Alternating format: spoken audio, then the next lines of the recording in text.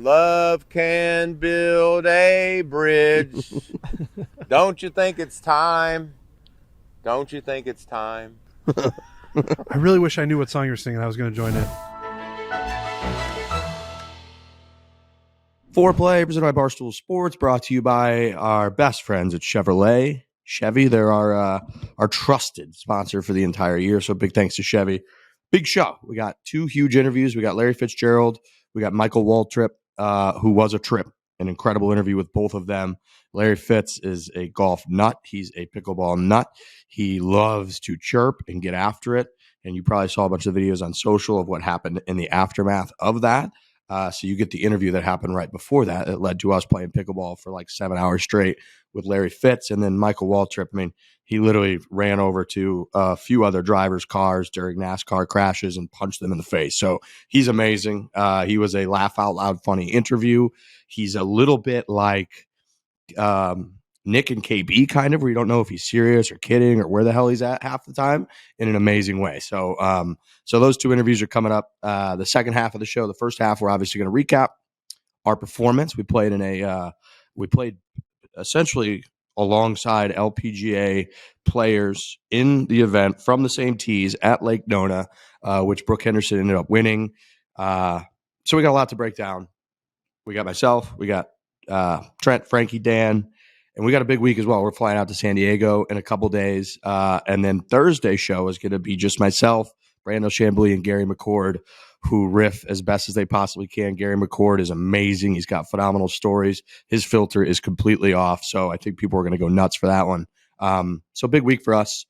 Gentlemen, happy Monday. The show's coming out on Tuesday, but I'm speaking to you on Monday. I hope everyone's well. Doing great. Doing fantastic. A really nice. Fun week in Orlando. It was a great week. I love that place. One of my favorite places on earth. I got to say, Orlando always delivers. It's got the magic. It's got the pickleball. It's got the golf. Everything about Orlando, I'm a fan of. It's got Disney. It's got Disney is what it's got. That's what it's got. I mean, those other things are great, but the reason you love it so much is because Disney is located there. I said it had the magic, and we'll talk about our Disney trip real quick. But Larry Fitzgerald, man, that guy is a competitor. The guy had more tackles than dropped passes in his NFL career. Have you heard that right? stat? You looked that up? Wow. 200, what are the numbers on that? 2,335, I think, something around that number. Targets, 29 drops. Wow. 17 seasons, and he had 41 tackles. So fumble, he goes and chases down the guy. Interception, tackles the guy. Now, a dropped pass is to the discretion of the scorekeeper. And he says that the only person that made that ball drop is the wide receiver, right? The throw was there.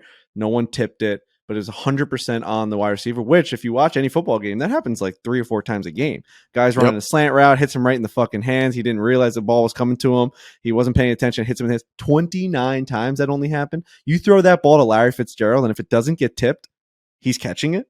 Yeah. Less than 2 drops a year for what are we like talking 18 about? years.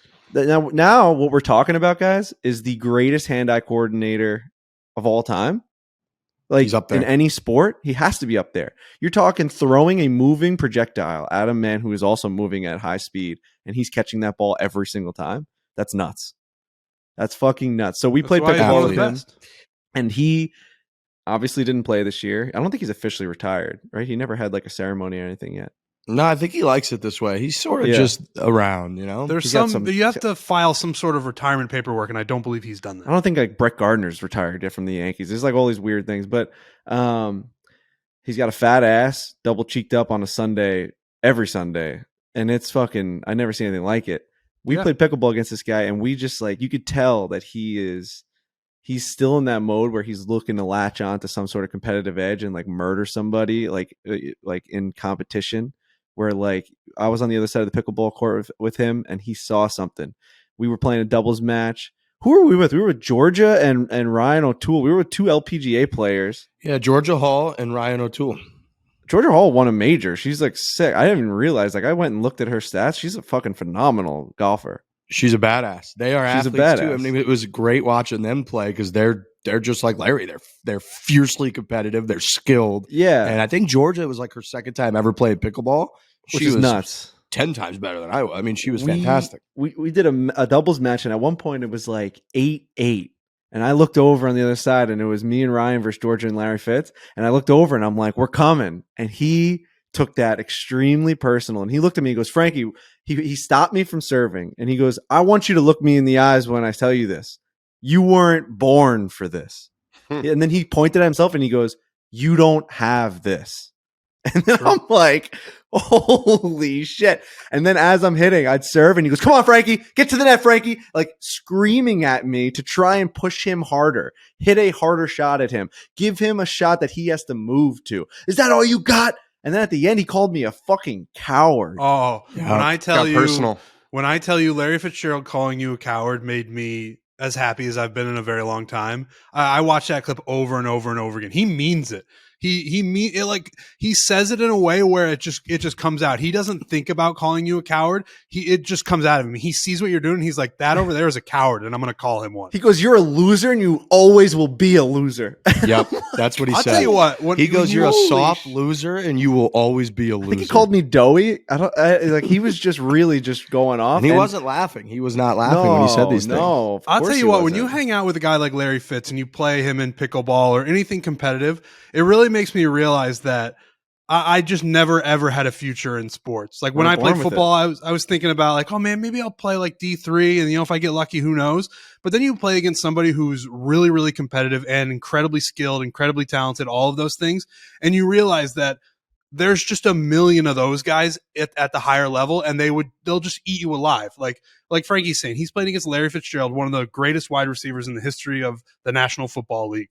And there's a reason. He's super competitive. He'll get in your head, and he's just incredibly skilled. In his mind, he will not lose anything.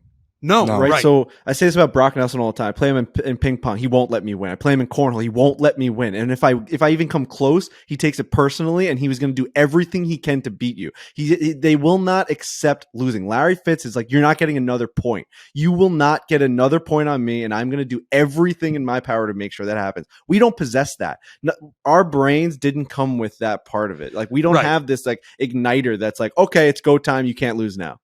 And we just kind of like coward and lose. Think about all those guys that we have had the pleasure of hanging out with and playing competitively against, and they all look at a Michael Jordan. Think about how competitive he must be. Yeah. If all of these uber competitive people that we hang out with are then like, that's the guy who's the most competitive. It's psychopathic.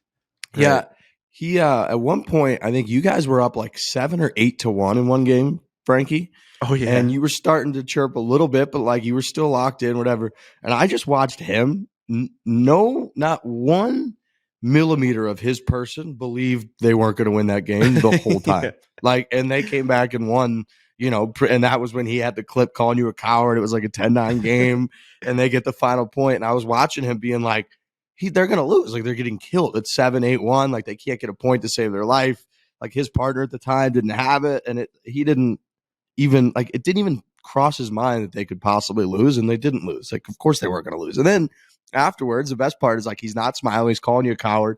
Then afterwards, he's texting you like, "Let's play tomorrow, Frankie." Great day. Yeah, I got a text from Larry Fitz, and I had to cross-reference with like 3 different people to make sure it was his number. And I was like, "Is this the real Larry Fitzgerald asking me to go to like play pickleball tomorrow?" Because like this guy's obsessed with this sport, as am I. I am a pickleball fucking fanatic now. I'm playing 4 days in a row. It's the best sport ever. But fun time in Orlando. I can't wait to recap my Disney experience with our producers. I went with resident nerd Alex. I went with Brendan Jones. It was nice to see those guys, enjoy a night where they weren't filming us playing golf poorly or editing a podcast. We got to just experience the magic of Disney. But yeah, it was a fun week. I'm like sad to be home. It was an amazing week. A huge shout out to the Hilton Grand Vacations LPGA Tournament of Champions, to our guy Brian, who sets everything up, gets us down there. I mean, Sando. What's his little name on his what's the name he has? Yeah, on it's there? Sando. Something. I think they call him Sando, I believe, but his name's Brian. We'll find that out. Bush, but anyways, Bush doesn't know fucking anything. The Bills suck the life out of him. He works his ass off to get us down there every year and set it up, and it works. I mean, I was there for the minimal amount of time, and we still got 5 interviews. We got a video of us playing pickleball with Larry Fitz, played in the golf tournament. Shout out to Frankie and to Dan, who beat me. A photo finish from Frankie coming down the stretch. I will. So obviously we each played our own. Dan got 31 points. Frankie got 21. I got 20. Trent got 9. I will admit that I was torn watching Frankie because I did get a true satisfaction when you stood up and striped one. I was like, fuck yeah, Frankie. But then I also was like, it was close enough. Like if you would have been able to get us in contention or get us in the money, however that works, I would have been. But once we were like T50 at one point, we clearly weren't going to make a charge. You got like 10 points on the front. You were right on the line. I knew there were some tough tee shots on the back nine that you were playing with water all down the right. I was like, I wouldn't hate if Frankie came in at 19. So when I saw a few doubles up there, it was like, and I was like, should I be rooting? And I was like, no, I'm rooting against him at this point. So of course. I clearly did not want you to beat me. I knew that par 5 last hole was looming, which was not good for me. There's really no water. You were driving it pretty well. So yeah, credit to Frankie. You beat me. I gotta get better. Yeah, it was fucking tough out there. I mean, we're going to get right into it. It's a Stableford, and there's a lot of points available. Obviously, birdies were 4, and like you're really chasing to get all these points because you want to put up a good score. Danny did great. Like he didn't really start off as the way he wanted to. But I was so nervous on the first 4 holes. Well, that's what I was going to get to, dude. Is like, I don't know. We get all these tweets this week about like how, I thought you guys were a golf podcast. And when I watch you play at Ozarks, you shoot 79 and 78. Like, what the fuck happened there? You shoot an 87 in a tournament when they actually keep your score. It's like, it's a little bit of a different atmosphere. I just couldn't. And shout out to Dr. Brett McCabe. His process really did help me because I would have shot 102 with how nervous I was. Like, I was able to kind of like try and block out the noise and just worry about like when I'm standing behind the ball, what am I going to do when I approach it? Where am I going to try and hit it? But I will admit, every single time I took that club back, there were thoughts of like, don't fucking miss the ball. Like this is so like that would be so embarrassing. I played on Sunday. There was a fucking lot, and Trent played on Saturday. He probably saw the weekend crew. There was a lot of people there, man. When I was coming down 18, there was like 5,000 people. It was insane. It was. The fairway was lined with people, and the green had a huge grandstand around the entire. I'm like, of course I'm gonna fuck this up. You know what I mean? Like every shot, and then it gets so quiet as you approach the ball, and I don't know. I couldn't putt because I was so nervous about how fast the greens were. It's just not a regular round of golf. You're not playing with Big Rob at Colonial Springs Country Club where you can shoot 79 because no one gives a fuck. You're playing under a lot of scrutiny, and your brain kind of like melts down. It's amazing how fast it flips too, right? Like you're warming up on the range and it feels like it basically any other round because the range is just never going to be a nervous place, and the music is playing and it was casual, and our caddy, I think we all had the same caddy. Everyone had Nick, right? Yep. Yeah. Nick was a really cool dude, and he was, making us feel really comfortable, and I striped it on the range. I mean, I flushed it. Every shot was pure. You get up to the first hole and all of a sudden you start shaking, and I hit this nervy like chunk pull 4-iron into the left rough, and Nick and I are walking up and we're like, well, where did that come from? I didn't hit a single shot like that on the range. It's every single time. The gun starts, you're in competition, there's nowhere to hide, and you just don't feel comfortable. That little shakiness in your hands never goes away. And for me, what happens is it's just a lot harder to make solid contact with the iron shots. And especially with how fast those greens were, if you weren't controlling your spin, it was going to land on the green, it was going to run off, and it was going to go into some area way below the green, and you're putting up a ridge to greens that were running, 13 or 14. You're also kind of trying to stay out of the way of, because these women are playing for a lot of money. This is a serious tournament, so you're really trying not to impede them in any way. You're being very deferential. If they want to go first, you let them go first. If they want to play, you let them play. You kind of stay out of the way. So yeah, I was really, really nervous. And I what you were saying earlier, Riggs, about not really rooting for Frankie. I was nervous after I made those first 4 bogeys. I was like, am I going to lose to Riggs? That was something that definitely went through my mind. Totally. One thing that we all were not prepared for, that we didn't know was going to happen, was the live scorecard online. Yeah. That was a stunner. When Riggs started playing, you could see what he was making on each hole, and the internet knew, and everybody was tweeting about it. Everybody was putting it up on Instagram. That is a whole new world for us, because normally we play and then it's, you see it as it goes, whatever. It's never been a live scorecard in a professional tournament ever. And that adds to the pressure.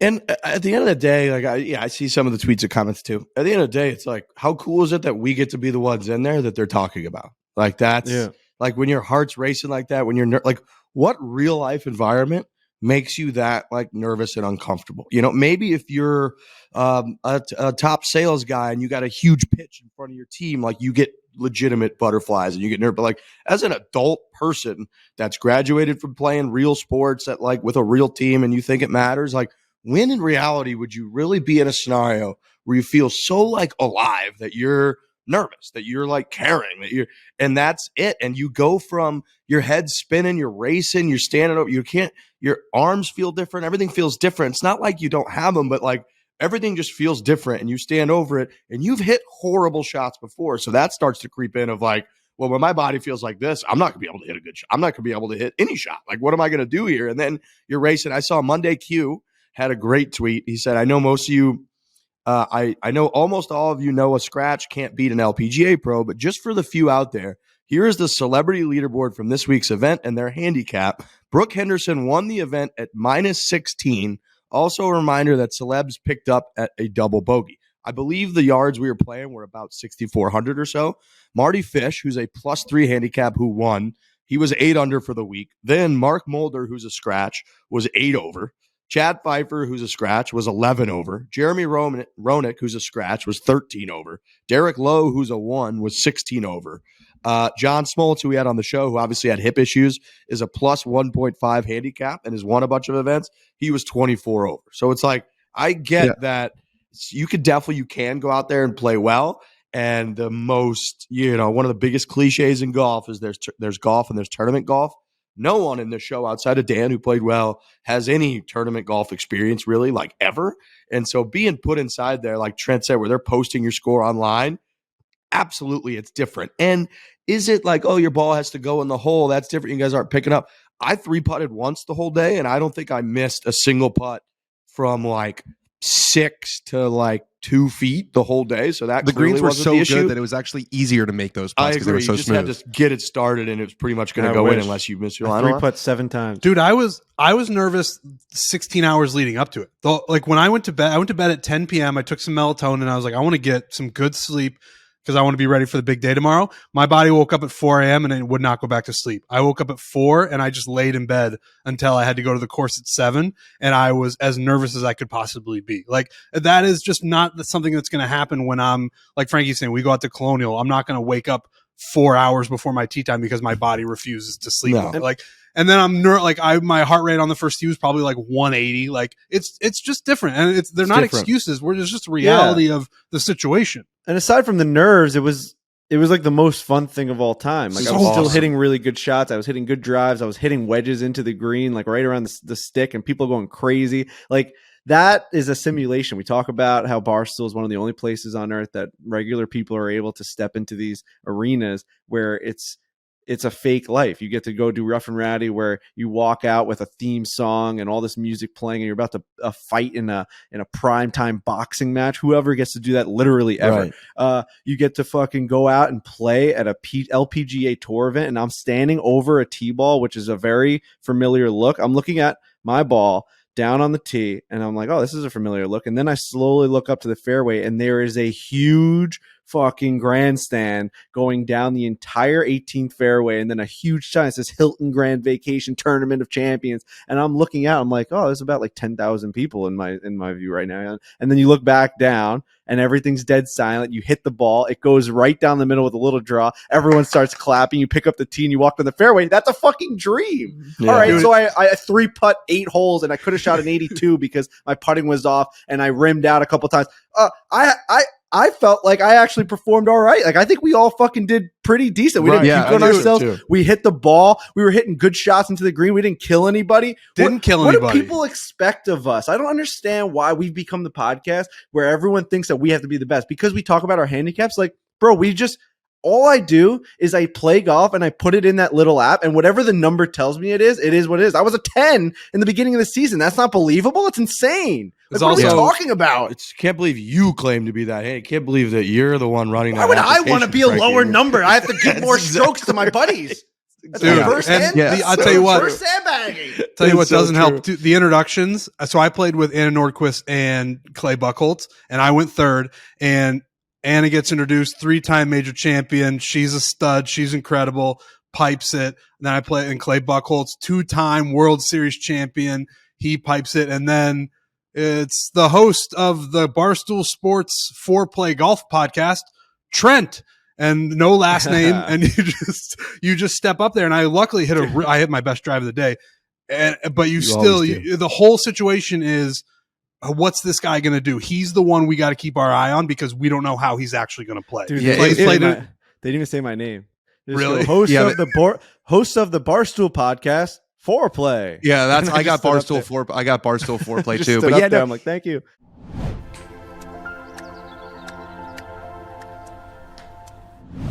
Chevrolet, baby, great American classic company, all kinds of different cars that you've come to know and love. They're now in the EV game. EVs are for everyone, everywhere. You don't have to be some rich person to get an EV. Chevy's done it right, where you can get a fantastic electric vehicle or electric utility vehicle, and you can get it at a very affordable price. Silverado, Blazer, Bolt, you name it, they got it. We're big Chevrolet guys. Of course we are. It's America's greatest car. The bow tie. It's among the all-time great logos. I'll say that. This isn't an EV car, but I saw a Corvette driving around the other day, and I was like, that's a Chevy, man. Those things are just. We say from Bolt to Blazer, but like it's Corvette to Suburban to Bolt to Blazer. I mean, the lineup they have at Chevrolet is second to none. And now that they're getting into the EV game, it's really special. It's like everything about it is just, you feel like it's different. They got over 2,000 certified EV dealerships, plus a growing network of public charging stations. Chevy is here to help you live electric. They're available now, the electric vehicles you could buy right now, the Bolt EV and the Bolt EUV, and you can reserve the Silverado EV. They've got an established full-line brand over at Chevrolet. They're offering multiple EV vehicles. They got the volume, the variety, and the value customers all over this planet have come to expect. Chevy, Chevrolet, EVs for everyone, everywhere.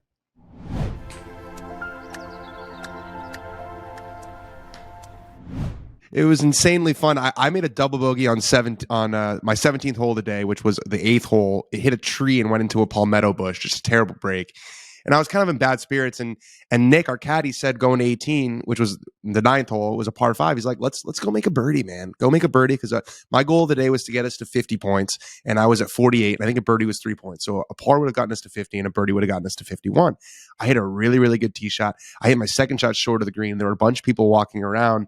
And I said to myself, let's give these people a show. Let's give these people what they want. And I hit a chip from probably 25 yards to about 7 feet. And I'm expecting a lot of applause, and I get nothing.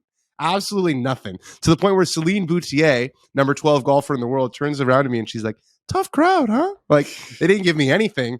And then I poured the putt, made the birdie, thanked the crowd, tipped the cap. Like, that's the stuff that you grow up wanting to do. That's the stuff that you grow up. It's like, imagine this putt is for something and people are watching, and you make it with your friends and you pretend to do like the little wave to the crowd. This was a real wave to the crowd. I actually waved to the crowd and thanked them for their applause. So just, it was one of those days where it's like, you look around. I was playing with Taylor Twellman, who's a big soccer guy. I'm a big soccer guy. You want to talk about athletes. This guy went to Maryland on a baseball scholarship, quit baseball, played 2 years at Maryland, went to Germany, pro in soccer, then came back, was one of the best players in MLS history. Now he's a +2 handicap. I don't know what he finished, but it sounds like he was worse than John Smoltz, so +25 under. So yeah, they had a tough week for the handicap police. I think I'm like a +0.5 right now. I shot 78, which I thought was very respectable given my start, given how nervous I was. It was just, I made an eagle, which was awesome. It was, I can't wait to come back next year. I can't wait. Hopefully they'll have us back, because it is, there's just nothing like it. There's nothing like golf that matters.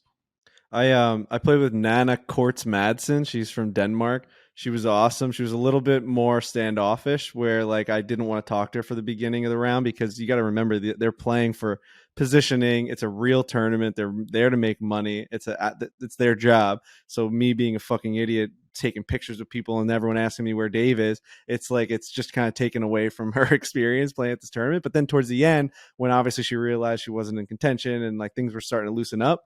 And I also played with Kira Dixon, so it was just like a, good looking crew, and then just an absolute fucking ogre of me just standing there and like my pale body. It was a little absurd, like just the combination between like what was happening in that group. But then Nana at one point at the end of the round, I think it was like our 16th hole, she just shanked one on a par 3, like cold shank into a tree, and it came right back onto the tee box.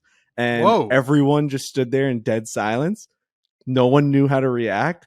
And she just broke out like a maniacal laugh, like laughing so hard that like I'd never seen anyone laugh that hard. And I was like, maybe she's gonna start crying. Like I didn't know if it was gonna turn into a cry. And then we all are just walking to the green in dead silence. And her caddy, they're both these Danish, like very funny, like nice people. And the caddy just starts dying, and he's like, "There's just something funny about the ball coming back to you." And I was just like, and everyone just had like the biggest laugh. We were all like, "Oh, thank God we can joke about this." Yep. But it brings my point is like. It was hard to like focus on like your own game when you were also a little bit nervous about what was going on around you in your own group.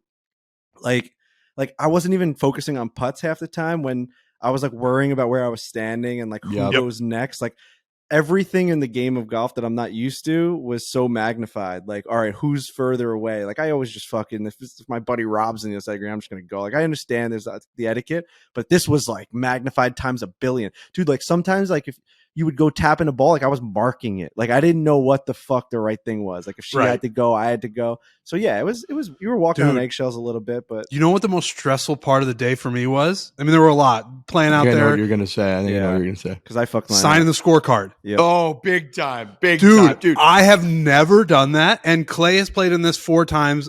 Anna's obviously a pro, literally, so they all know what to do. They're walking over there. And I'm just following them. I'm a lost puppy. We just tapped in on 18, and I'm ready to just, go lay down because I'm so relieved that it's over, although I had a good time.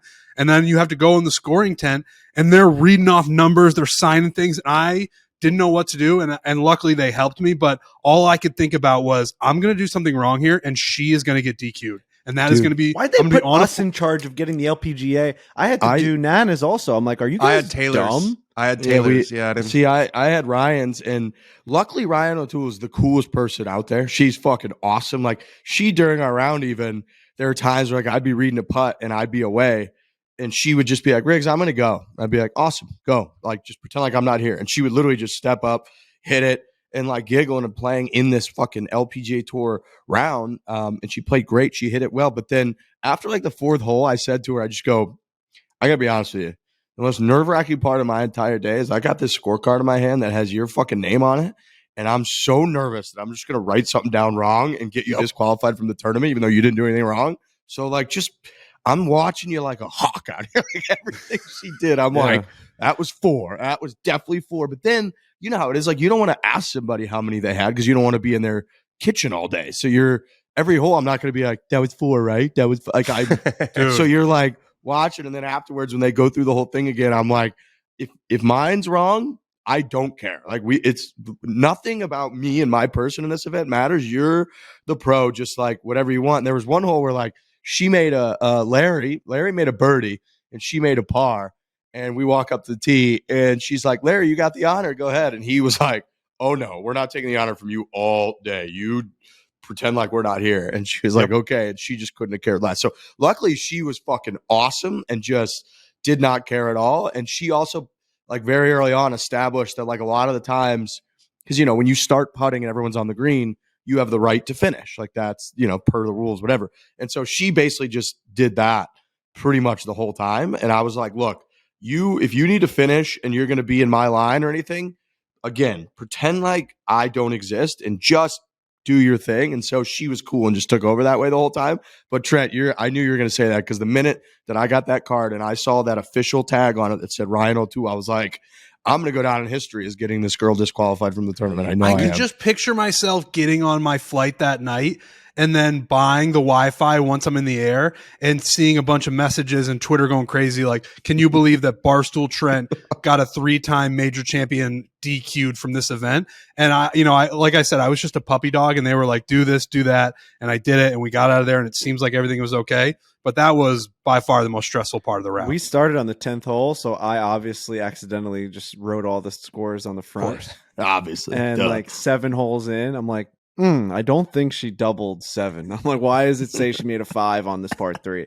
And our caddy, Nick, was like, dude, you're just on the wrong side of the scorecard. I'm like, are you fucking kidding me? So then like you have to erase it. And like, obviously all the scores she ended up making in the front didn't really match up with the numbers I was writing. So like you just saw all these crazy things. And she looked at my scorecard at the end. She's like, what is this? I'm like, I just fucked up the whole thing. At one point I looked up at like the scoring table thing and I like changed one of the scores to the correct one. I was like a fucking, like, I knew, dude. I like didn't, dude, I almost had the wrong one. And then finally I'm like, wait, no. I'm like, no, she definitely had a 4 on that one. Like because I had it on the wrong side, dude. I was started on the back and then the front. We got it all figured out before we. I will say the main concern, kind of like we're saying, is just staying out of their way because it is their job and they want to do their best, and you don't want to screw that up in any way.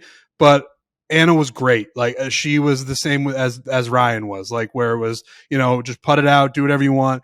Just she never like gave out. There was no attitude on any part from anybody. It was just, we're out here playing. But your main concern should be playing well. But in a tournament like that, the main concern actually is don't fuck up the person who's trying to make money out here. Dan, you asked Taylor Twillman +2 handicap again. I think the course playing about 6,400 yards. He was 25 over par through 4 rounds of golf with automatic doubles. He shot 79, 77, 77, 80. He finished 9th. He beat me by 1 when we played, huh? All right, Taylor. He finished 9th. Sorry, Eagle. He finished 11th, I believe, in the tournament. And so it's just fucking hard out there. I will say credit to us. Larry Fitz is on the show. We talked about how competitive he is. We beat Larry Fitzgerald. He had 76 points. Foreplay Podcast had 81. We tied with Kira Dixon, who's just an angel. She's awesome. Shout out to Kira Dixon. Way better than I mean, she's Miss America. She's got all that going for her. She fucking hits the shit out of the golf ball. I mean, she's pretty good, right? Dude, through our front 9, she was just waxing my ass. Like I couldn't catch her in points. Like every hole, every single. Well, I did have an itchy butt, and she said thank you for not telling her that. I mean, you can't.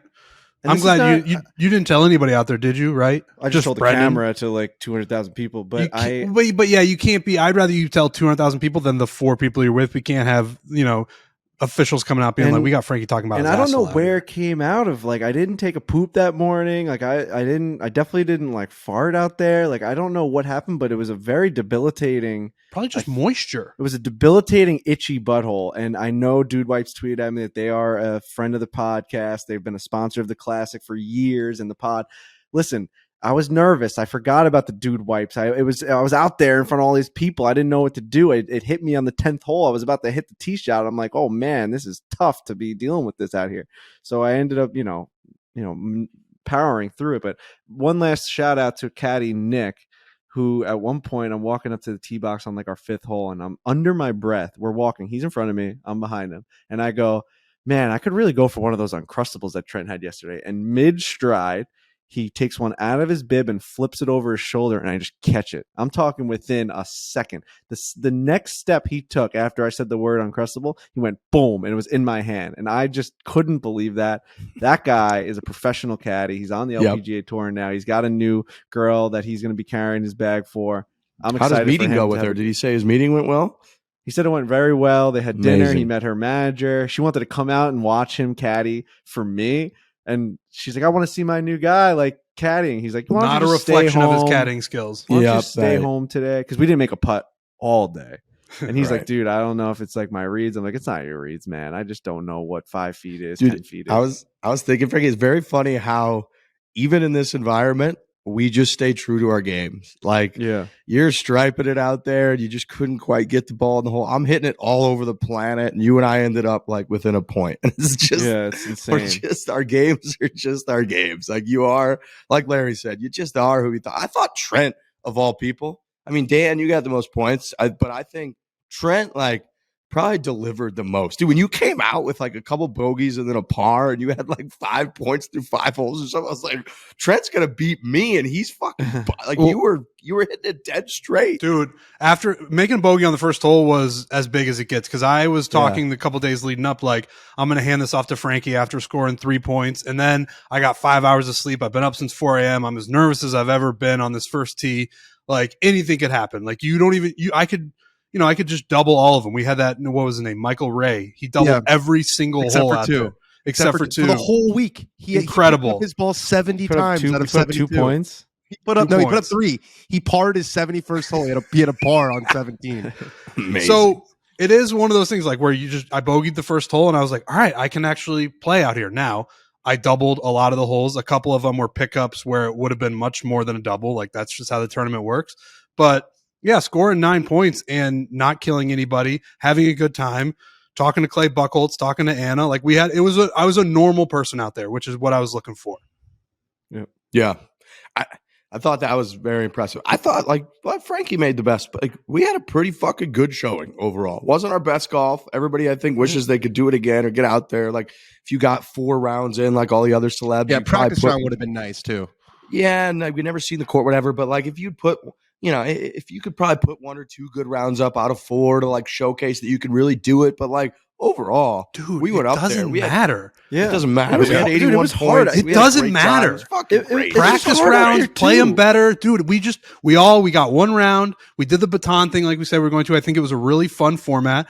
We had a good time. Each of us played well in different ways, and we're going to play again next year. We're going to try to beat our spot. I don't know where we end up finishing up on the leaderboard. 40th, I think. T40. Okay, 40th. So we're going to try to beat that next year.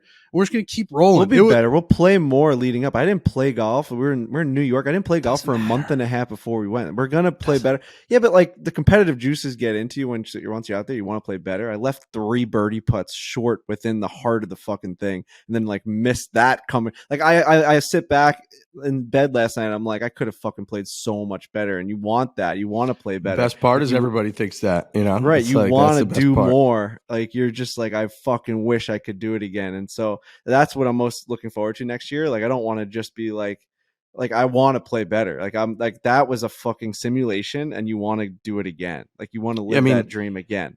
As soon as I get home, I went to the range 3 days in a row. I was like, I'm going to just play hit it better better. I'm in going to that be better. situation. Let's go.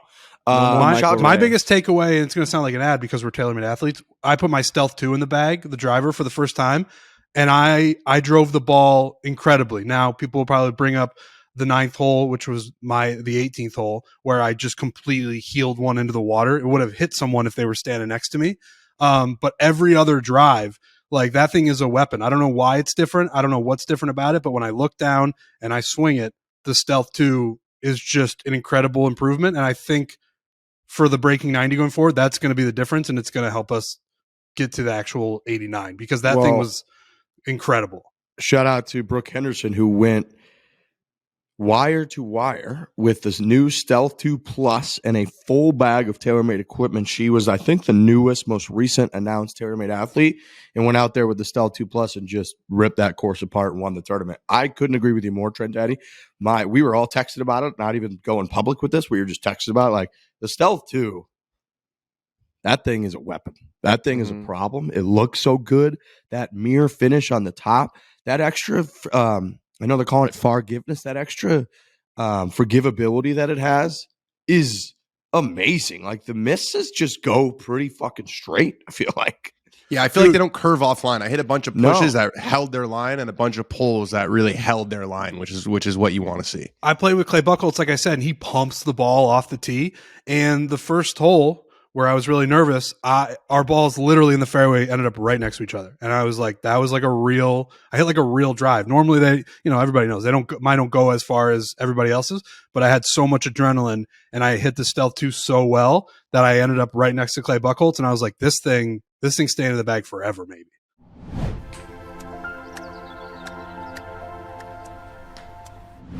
Merchandise. I love merchandise. Merchandise. I haven't walked into a pro shop maybe in my life and not just scoured around, bought a few things because you just love having gear and merch. It's huge for us. It allows us to keep the lights on, as Dave's always said, allows us to be us, do whatever we would like to do. So we put a lot of time and effort into making the best merchandise that we can. I got this Peter Millar Lava Wash hoodie on. I've got the Unreal joggers on right now. The best pants in the world. In this chair. You see how fucking cozy best pants in the world. Telling you guys, at this point, Black Friday's over, Christmas pushes over. At this point, we're just letting you know what the best stuff is. Obviously, we're very appreciative during those times, but we end up just pushing everything because we have so much stuff to give out and we want everyone to get everything. But now in these days when like all the holiday season's over, we're really just genuinely telling you what our favorite stuff is. And I swear to God, I think the pants are my favorite things I've ever worn. Ever. They're I have amazing. 4 different colors. I got the black, the blue, the gray, and then the Trent khakis. Oh, Look at that. Me too. They're so comfortable. Ain't no hobby. There's a whole line of that. We've got Travis Matthew hats. Okay, this one I wear it so much it's got sweat right through the middle of it, but classics. we're working And then with we've the got best the B. bands. The best brands. The best The bands. brands. We're working with the best brands. We got the We got brands. Travis Matthew, we got Peter Millar, we've got Unreal. It's just the list goes on. And even our Barstool Sports branded collared shirts right now, the polos, Mhm. are fucking phenomenal quality. When I put those on, man, I'm like, it's hard for me to pick another one out of my closet. I don't know what they did. I don't know who's making those. It says Barstool Sports on the tag. I don't know who's making them. I think They're Barstool definitely a cheaper. Sports makes. Yeah, I don't know. I mean, is that like, is Frank the Tank in the office like sewing these fucking doggy shirts together? I don't know. But all I know is that they're really high quality. Check those out because they're definitely more affordable than the higher priced ones, and they're elite quality. So go to store.barstoolsports.com. We obviously prefer if you go to the golf, you go to the foreplay tab, check out a bunch of our options, but go anywhere. Go check out that entire website. All the other brands work just as hard as we do. Our merch team is the best of the business. Allison, Pilar, Alex, Quinn, everybody over there, they just absolutely crush it. They work really hard. We're going to have merch in a couple big tournaments this year at the PGA Tour. We're going to have merchandise in the tent at the Waste Management Phoenix Open. We're going to have merchandise in the tent at TBC Sawgrass. So a little tease. We're going to talk more about that. But those items are going to be available Snuck that in there on our website as well. So I want people to keep their. I mean, that tournament's coming up. We got to get it out there sometime. I know. It's coming like up that's in a like couple breaking. weeks. I mean, that's breaking news. I told a couple people that this weekend when we were in Florida, and they like took a step back, being like, "What the fuck do you mean you guys are selling merchandise at Waste Management in the tent with the Waste Management logo?" I'm like, 16th hole WM logo with the Barstool Golf logo, all on the same merchandise. That our team, those 4 folks that I just mentioned, in cahoots with this team here, worked incredibly hard going through mocks, getting the coolest fucking items that we possibly could. all the stuff that we like to get in the pro shop, like hoodies, Bang. really cool polos, like the Bang. stuff that when we go into a tournament, we're like, why don't they have hoodies with like just the clean logo on the chest? Like, I want to show people that I went to the Waste Management. Why don't they ever have that? We did that, and it's collaborative with our logo on it also. We've got polos. I can't believe we're announcing this right now. I mean, I think it's the biggest step that we've taken as a podcast like ever, that we're like, I mean, in that sector for sure. I mean, we've obviously done the content side. We've taken huge things. We walk with Tiger Woods. Tiger Woods loves us. This is business. I'm talking business though, bro. We're in the tent at a PGA Tour event, the biggest one of the year probably for like our demographic. Come on, man. Come on, bro. Point is merchandise, store.barstoolsports.com. Go check out a bunch and then keep your eyes and ears peeled because we got big stuff coming. We're going to show you these designs. We're going to show you what's in the tent. We're going to have them on the website so you can get it. Players Championship, Waste Management. There's even a little something coming up in the fall that we're going to talk about. But anyways, store.barstoolsports.com. Go support us. Go get some merchandise.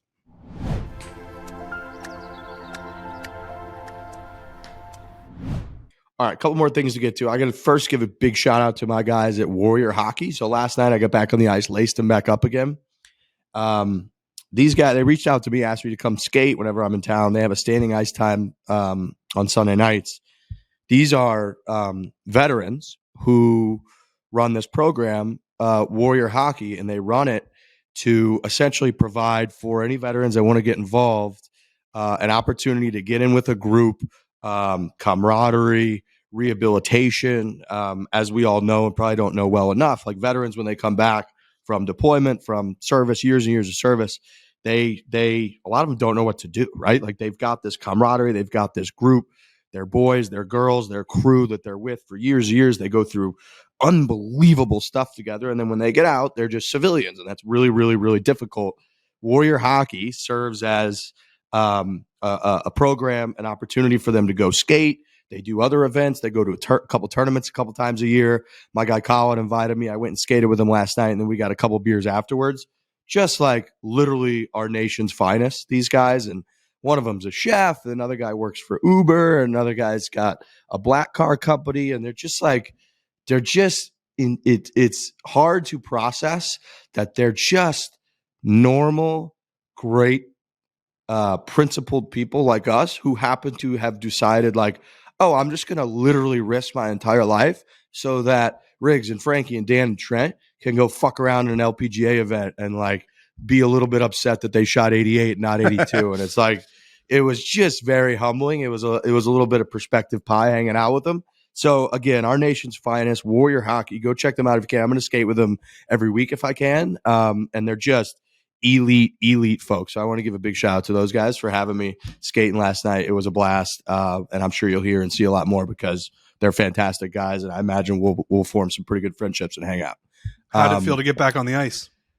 Great. It felt good. I love skating. I mean, I know me and Frankie, whenever we've done a couple of the Chicklets Cups, like we go on this big rant just about how great it is. And we're doing it with pickleball a little bit. And it's like anytime we can find ways to work out that aren't just going to work out for workout's sake, aka just going to a gym, it's insane how good it feels. I feel like I need to pick up like mountain biking. I'm trying to pick up pickleball. I'm trying to skate more. Like anything that will actually get me to exercise without just going to a gym like a fucking hamster and sitting on a bike. I can't do that. I despise to do that. Skating it's really weird when you get there for somebody like me because hockey was my entire life for 20 years, just my entire life. And now it's been 10 or 15 or so where it's like I've skated once in 3 years since the beginning of COVID. And then you get back out there and it's like, dude, when you're gliding around the ice, there's something spiritual about it. I think about Mighty Ducks. I think it's Mighty Ducks 2 when he's out there in the morning just skating around and it's this like romantic scene. That's like you become that person the second you get on the ice and you start just gliding around. It's really, really, really hard to then process that like you're not skating every day. And my first instinct was like, I need to find a team and skate 7 days a week because you just miss it a lot. You do worry that you're going to get hurt. That's like the big, because you instinctually do stuff that you just can't physically do anymore. Like you try to chase down a puck or you try to like pivot one way real quick and like your legs are not even close to responding the way that your brain is used to them responding. And you're like, oh, I could just ruin my knee and be fucking dead for 6 months. So that's the one fear. But it felt great. It felt great to get out there and skate around a little bit. Yeah, we're getting more active as a podcast. I mean, Brendan and I, we were saying like, we're bringing our paddles everywhere we go now. We're going to just start doing more things. Like it felt so good to just not do golf, dinner, hotel, where you just feel like a piece of shit, like sitting in your hotel, eating fucking lava cakes, watching TV. Like we were under the lights, 70-degree weather, playing for 2 hours, take a quick shower, get to the airport. Like it felt like your heart's moving, you're sweating, you're active, your legs felt good. Like we literally walked. I mean, Brendan walked 4 straight days with us, filming every single shot. He played pickleball for 3 hours with us with Larry Fitzgerald. We walked all of Disney, 3 different parks in one night. And then the next day walks another fucking round with me and then played pickleball because I forced him to right before we end up going on the airport. And he's just like, I feel great, man. He's like, this is the best trip that I've felt ever because we always just do nothing. Like we just golf and then we just sit there and we do nothing. It's a nice, hopefully we can keep this. It's not like a New Year's resolution, but it's nice that we're doing this new way of thinking on these trips. Cause I need to just keep moving. You got to keep moving. I think Larry Fitzgerald inspired us, honestly. Yeah. Like and people are going to see in the interview, the way he talks, the way he gets you going.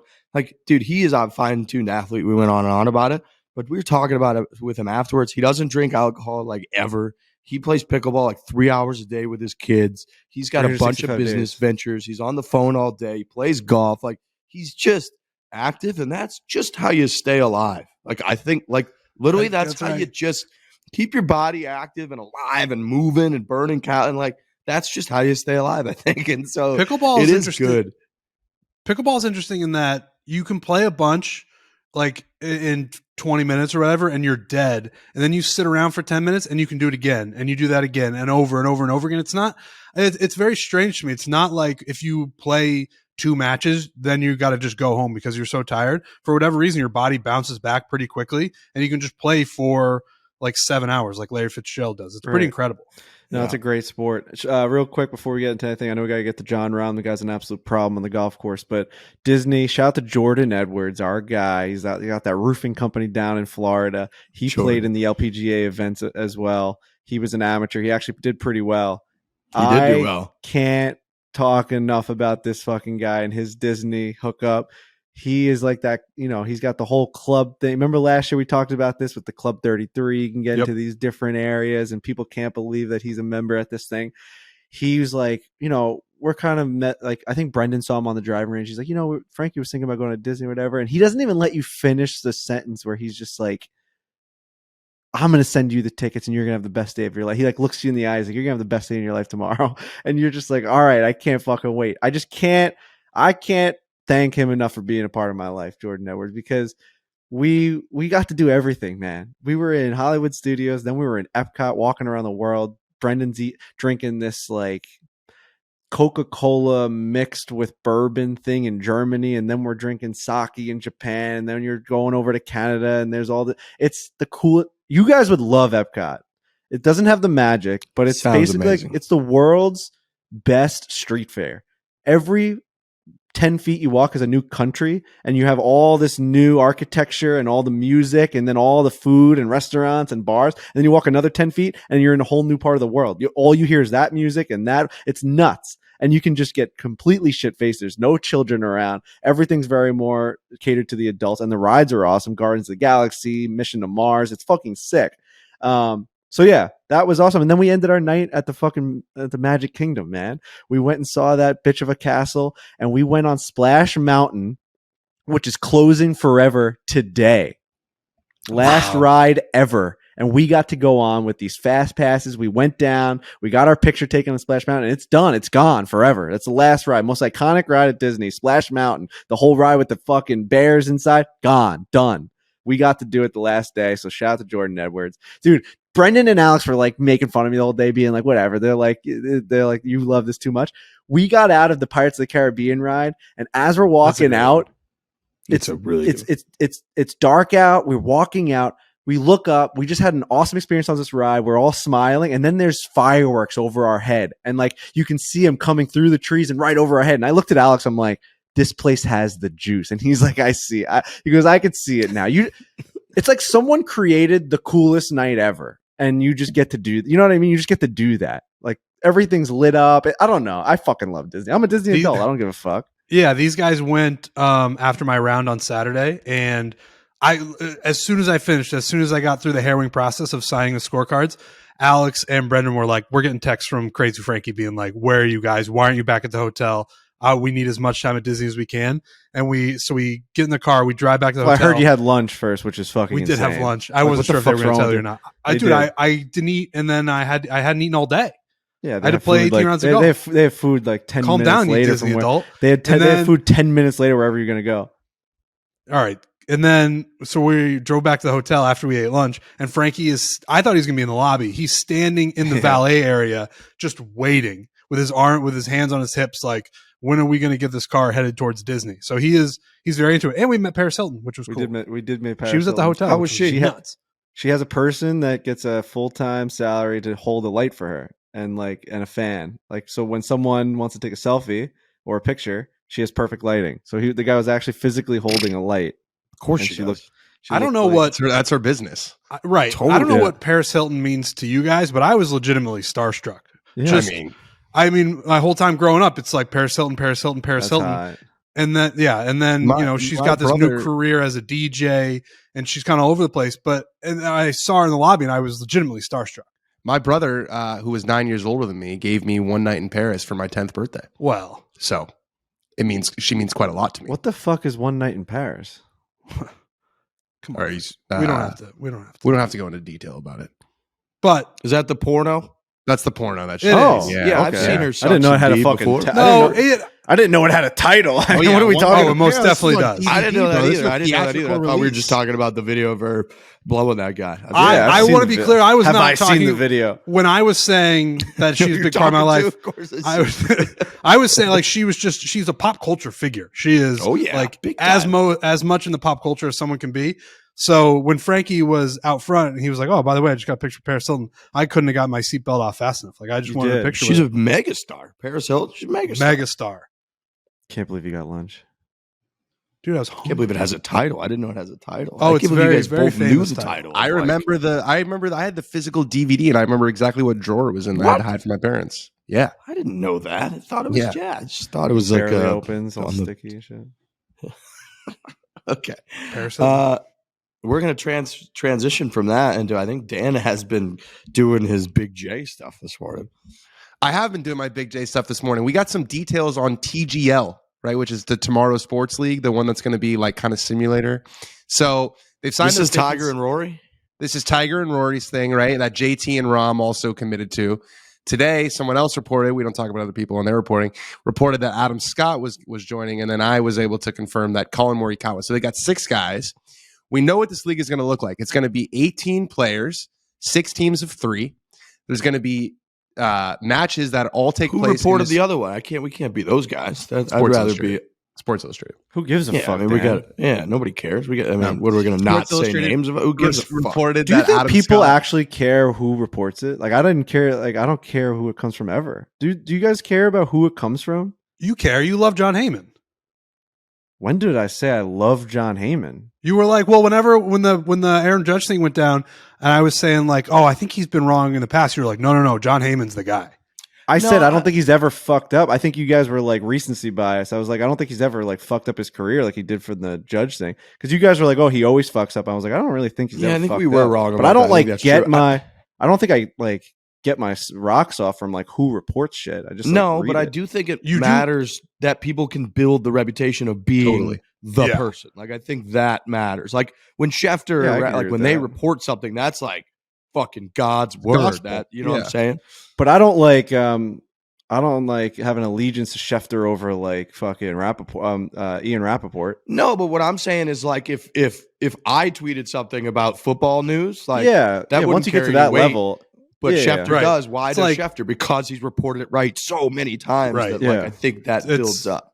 Woj, Shams, Yeah. Rappaport, all those guys. Yeah, those guys. I agree with you, Frankie, that once it happens, I don't care. But Right. when I see it, it matters Yeah. who it is. Who Sorry, reported Dan. the other one? Sports Illustrated. Okay. Yeah. No, you're Okay. fine. No, you're fine. Also, I don't think when it's it's an entity, it matters. Sorry, Dan. Like if it's fucking just Sports Illustrated or ESPN report, who gives a fuck? But I do Yeah. think if it's like this person who's fucking working, like there's that personal connection to it. It's like fuck yeah, that guy's in there. And he's got the connection. From my perspective, it's like it's a game that you want to win. It's like anything sure. else. You're in Yeah. a competition and you want to be the best guy. Mhm. So they're going to build this arena, a special arena in Whoa. Palm Beach. There's going to be 15 regular season matches. I don't know. I'm guessing this arena is going to be some combination of launch monitors, so like a TrackMan. And then have you guys seen those Full swing. full swing? And then have you seen those putting greens that Mhm. move that some of these guys have in their house? Putt view. Yeah, putt view. So I think there's going to be some combination where they're going to be hitting shots into the simulator, and then there's going to be a putting situation. So there's going to be 15 matches. That is obviously one 3-man team against another. There's going to be semifinals and finals. 18 players. It's going to be on Monday nights starting in January 2024. So this is another way that the PGA Tour, in addition to the Player Impact Program, it's another perk. It's another perk of staying on the PGA Tour. The And so tour is Adam's- part of this. The tour is absolutely part of this. The tour, Oh, I PGA didn't know Tour, and that. Tomorrow Sports are partners in this. So Adam Scott was always one of the guys who seemed like a natural target for LIV. He's from Australia, same as Greg Norman. He's 40 years old, whatever, doesn't want to play that much. I guess he's decided that this kind of perk, getting into the Player Impact Program, getting to participate in TGL, which is, more money, is another reason for these guys to stay. So it's something that the PGA Tour is doing to keep these guys in the fold, and Adam Scott appears to be staying on the PGA Tour. So it's going to be fun. I think the reaction is people are excited for this. It is like, LIV is kind of halfway between the like traditional golf tournament of 72-hole stroke play and then completely gamified, kind of in the middle. The PGA Tour now has the 72-hole stroke play events, and they have this thing on the complete other side, which is very much for television. It's not trying to be real golf. So they kind of have both their bases covered. And I think people are excited to watch these guys kind of talk trash on Monday nights. I want to be see this exciting. stadium. I want to see this fucking stadium. Well, That's my like- sources are saying that they're actually going to try and use real grass for the putt view. It's going to be the first time ever that they can maneuver real grass, and that's coming out of the Michigan State agronomy sector of Which is Michigan a powerhouse. State. which is just the powerhouse of all these superintendents. See, now But if yeah, you tweeted that, I'd be like, I don't trust that. But I do because I know you. Totally. right. But I'm saying it wouldn't matter if it came from me. Like it wouldn't matter if it came from Adam Schefter or Ian Rappaport. If you got that information, you wouldn't be like allegiance to one or the other. You just follow both of them. True. That just reminded me in Don't Look Up when they're in the Oval Office and they're giving them the update on the asteroids going to take out the Earth. And Jonah Hill's like, where'd you guys say you study astronomy? And they're like, Michigan State. And he's like, okay. All right. We'll get our people on it. We'll get Yeah. But yeah, no, they can figure out how to fucking maneuver like real soil and grass. I mean, I don't know how like much of a difference that makes for the visuals of just watching on TV, but for the players, how cool would that be? Well, I think that's what's cool about it being in one stadium as opposed to like moving around and they're basically just going to install simulators. To have a stadium that the whole purpose is for this event and is designed for this event and they still have a whole year to put it together. I think it could be kind of mind-blowing what they produce. Hopefully it translates to watching on TV though. Like will all that work to like figure out how to move grass so that like it's a left to right putt and then it's a right to left putt matter to me watching it on TV as opposed to it just being fake turf? I don't know. Like, you know what I mean? There's might be like the most game-changing technology in golf history and like we're going to see all these promotions for it and like it's just going to be like, well, that could have just been fake. And who are the commentators save gonna money? be? I don't know. That I don't know. That's very important. They should have no Huge. commentators. Just be fucking Especially in mic'd golf. up. You say no commentators? Just mic them all up. I want to hear raw shit. And wait, this is going to be on like network television, or is this? It's going to be 2-hour broadcast windows too, which is also really nice. So they're going to be all pre-recorded. So I think it's going to be like the greatest hits. I don't think it's going to be like the weird dead zone where you watch one of these matches and for like an hour it's not really fun to watch because they're playing bad or whatever. They're quiet. I think they're going to make it into this like jam-packed thing. Do you guys fear that this is going to turn into like that putting show that like Rob Riggle like did, or like American Ninja Warrior or something, where it's going to be like American Ninja Warrior would be pretty dope. Super, yeah. I'm just saying like super What if they just did overproduced, and you American Ninja just Warrior? Same yeah, crew. they should you like just like super overproduced and like not like if it's like pre-recorded, like you're not going to get those. I mean, I'm sure they'll put them in, but like I don't know. I just fear like this like late night network TV type. I'm picturing like those lights, like the spotlights behind them, and it's all dark, and they walk out in slow motion. You'd be like, I don't know if golfers should be doing this. Yeah, they're neat. Look, I'm excited to test and watch and dip into For this, sure. but do I think it's going to be overall amazing? And no, of course not. It's fucking simulator golf. Why would it be that? Yeah. Right. Wait, I actually think it might be live. So that might have been premature on the pre-recorded thing. Well, so you might get nice. some. Yeah, that would be better. I think. Right. Live is for sure better. And these guys are all shit talkers. Tiger Woods. I mean, you get these guys out there with live mics, and who knows what's going to be said. I want to hear beeps. I want to hear them like saying real stuff. I want real competition. That's what's going to make me tune in. I don't want some highlight package of fucking them hitting good shots into a simulator. It's just going to be the same shit we always see. Yeah, I want real stuff. Yeah, I mean, look, I hope it's amazing, and again, I It's think gonna it'll be be good. worth watching. But I'd be surprised if it's like, I'd be surprised if it becomes this gigantic TV success. Like it's exciting that they're trying stuff. Yeah, Right. I like That is that. definitely Right. is definitely a direct result of Live Golf. I mean, For sure. they're trying things. They the tour looks nothing like it did last year. This is something that they've never done before. They're throwing things at the wall because they have to. And I think when you hear guys talk about saying, I think the emergence of Live is good for the golf ecosystem as a whole, this is the kind of stuff that it's producing that supports that hypothesis. Yeah, it lights You a guys see fire the- under your ass. If Did you're you guys on see the the tour, Pro or Bowl? if you're, whatever. Did you guys see the Pro Bowl is adding like a long drive contest Yeah. to it? Yeah, That's wild. What? The Pro Bowl in the NFL is doing a long drive contest to see who can hit the longest. It's golf no drive. longer a game. It's like a skills competition. The whole Pro Bowl, and so one of them is the long drive contest. Like Josh Allen versus Aaron Rodgers, who can hit the longest drive. It's not. They don't do a game at all anymore. No game anymore. That's smart. That was stupid that they did that for so long. dumb.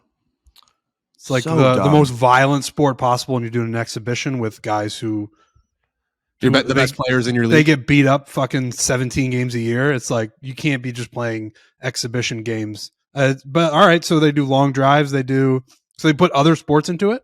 I think Clearly? golf might be the only one that they're putting into it. But like you got to catch one with one hand. All those like crazy It's a drills. one-on-one that they have to pickleball do. game to 11. One-on-one pickleball game. I think I don't know. The NFL Pro Bowl has always been a mess, but At this point, it should just be like, hey, this is an award that you get. It doesn't have to be like a home run skills derby's competition. king when it comes to all-star games. But then they Not still even close. fuck that up. They still fuck that up. Yeah, I thought they had the format figured out a couple years ago, and then they switch it every year. Just give me 10 outs. Just give me 10 outs. I don't care how long it is. I don't care how many home runs and how tired the guys get because they hit 30 home runs. Listen, if a guy hits 30 home runs like fucking Josh Hamilton did at Yankee Stadium and he gets tired out and doesn't win in the end, that's his fault. Like, that was his strategy. He wanted to put on a show. He hit unlimited home runs in a round where it didn't matter, and he just fucking kept going and he ended up not winning. At the end of the day, this timing thing sucks. How many home runs can you hit in 3 minutes? I feel like you would get hurt more with timing because you're asking 10 outs is 10 outs. But when you do a timer, you're just like swing as many times and as hard as you can in this amount of time. That feels like a recipe for an injury. I used to love, like, they'd take a couple pitches and you'd be like, all right, like, he's taking his time. He's got 9 outs. He's waiting for that fucking groove. Like, that was the best, man. And also, like, you can put him against like the McGuire years and the Sosa years. Like, now you can't. It's like a new category. I fucking hate when they change that shit. I remember the NHL skills competition all-star game when Ray Bork would win the most accurate shot every year, and it would be this dramatic because it's all this hype, and he would always win it. And then he would come up because they would do the 4 targets on the net, and I think he had a couple of times where he came up and just went 4 for 4 as like the top dog, and people went crazy. but yeah, there's not much juice for all-star. I mean, hockey's pretty good. Fastest shot, good. Hardest slap shot, fastest skater, and then the accuracy is like pretty electric. I mean, I'm hoping my guy Brock Nelson's in the accuracy one this year. That'll be fun to watch him in. That'd be great. I actually do like the 3-point contest with NBA. Ooh, dunk contest is 0, but the 3-point contest is really, really fun. Yeah, true. I like the 3-point. Last thing I got. Do you guys take any vitamins? No. Yeah. From time I go on stretches where I'll see one YouTube clip and I'll be like, I'm going to change my life. But then I abandon it a couple days vitamin later. D, vitamin C during the winter. I just bought like a men's one a day. I don't know, a month or so ago, just because I was seeing a bunch of that type of stuff, Trent. I just was wondering if felt like from what was coming across my desk that I was like the only person on earth not taking like a vitamin. So I just bought a random one a day. Like a gummy, vitamin. like one of these yummy gummies. I didn't do the gummy. I did just the pill. It's all business. Feels more adult. Yeah. I mean, it definitely felt more adult. I wasn't How sure. you feeling? You feeling any different? Feel like Superman? I feel pretty good. Yeah. I don't know. It's just, yeah.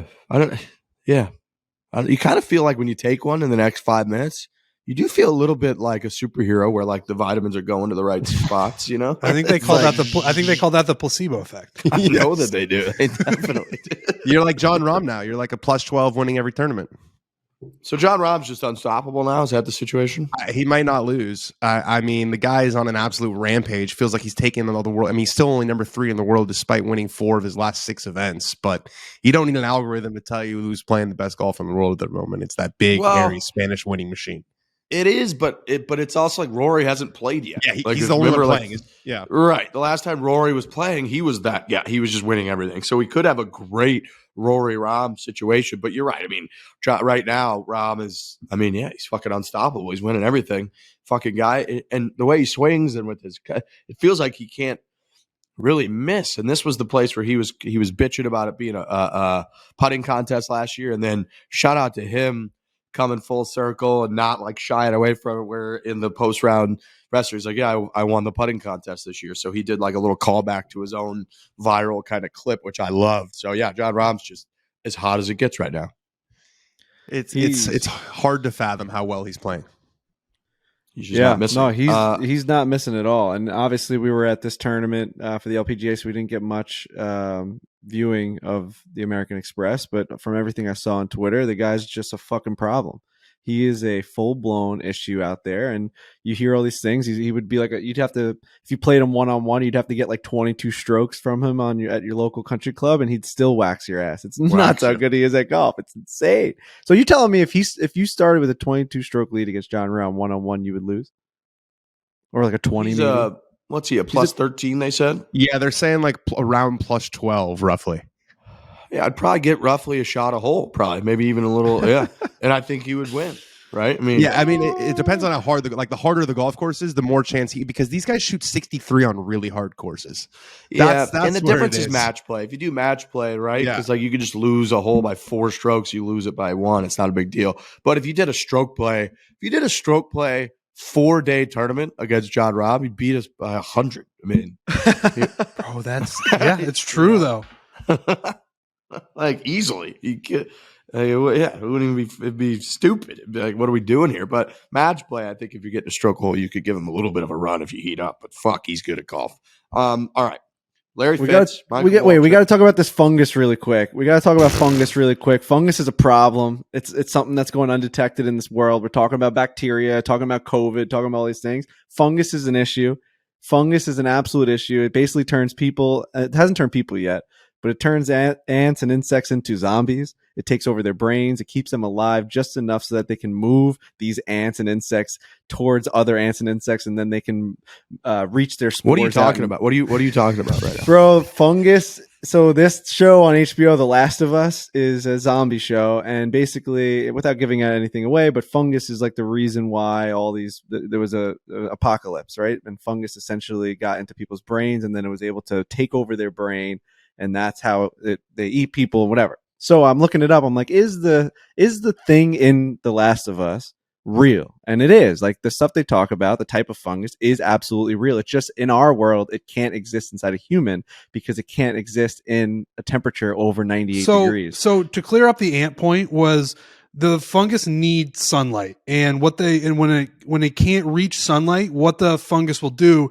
is take over an ant, and it'll make the ant climb up towards the sun onto a tree, and when it gets to the sunlight, it'll start to grow. Yep. It becomes a parasite onto something that can reach sunlight. If you were to put it on the ground, it would just start going up again. Its brain is broken to it just keeps on climbing. It's nuts. And there's videos of these ants just being overtaken. Like there's all the ants are in line and they're all going toward their hill, and then all of a sudden one just steps out of line and just starts climbing the fucking tree. And it's like, really what's scary, that one doing? And then it gets to the top and it just explodes into like a mushroom. It's fucking insane. And up until this point, it has not translated over to humans yet. No, because it can't exist in like our system. Actually, some I think in like the Chinese culture, they've actually used it as medicine right now. So like it's like comforting knowing that feels like a bad idea. That feels like a bad idea. Right. Especially, yeah, absolutely. That's how this happens. Right? That's how it happens. 100%. Like, I mean, absolutely. Yeah. It's just going to cure us, and then everybody's climbing trees and exploding into mushrooms. Yeah. So right now, it's just like can't live in like we can't be hosts for it. But basically, like the idea behind The Last of Us is like, what if it just adapts, and like what if like the earth gets warmer and like the fungus starts like adapting to try and survive? You know what I mean? Like if something just happens, the scariest part is that there is no medicine, there is no vaccine. Dude, at one point in the show, the lady just goes bomb. You have to just bomb everything. And she's crying. She's like, bomb. He's like, what do we do? She's like, atomic bomb. Because you can't. There's no. It spreads. It goes, and it's over. It's done. So yeah, no, it's something. It's called cordyceps and opiocordyceps. These are the fungus that are formerly known as just cordyceps. They infect insects and ants like other invertebrates, and they do essentially turn themselves into zombies. The fungi take over their minds and bodies, causing them to behave in such a way so that they can spread spores to their other kind. And that's what they use in The Last of Us. So just something to think about. It's something to think about. It came across my desk late last night on the plane. I was thinking about fungus taking over my brain, and it's just scary, man. We live in this world. We really don't think about the end, and I think that could be it. I think I see fungus being the end. Wow. Okay. There's a lot of candidates for the end. It just depends on which one's going to take the opportunity. Bombs. There are a lot of candidates. Fungi. But I think those will intermix. I think a fungus will eventually get into someone, and then we'll just start bombing. For the cut bet, we got to make some picks. Oh, hold on. I know we went a little long, even with the interview, but you guys have to listen to Michael Waltrip and Larry Fitzgerald.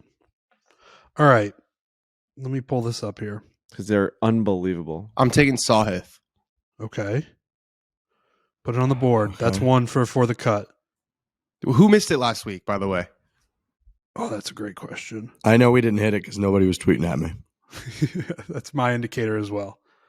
And I saw it. Would you have to be 10 under to make the cut?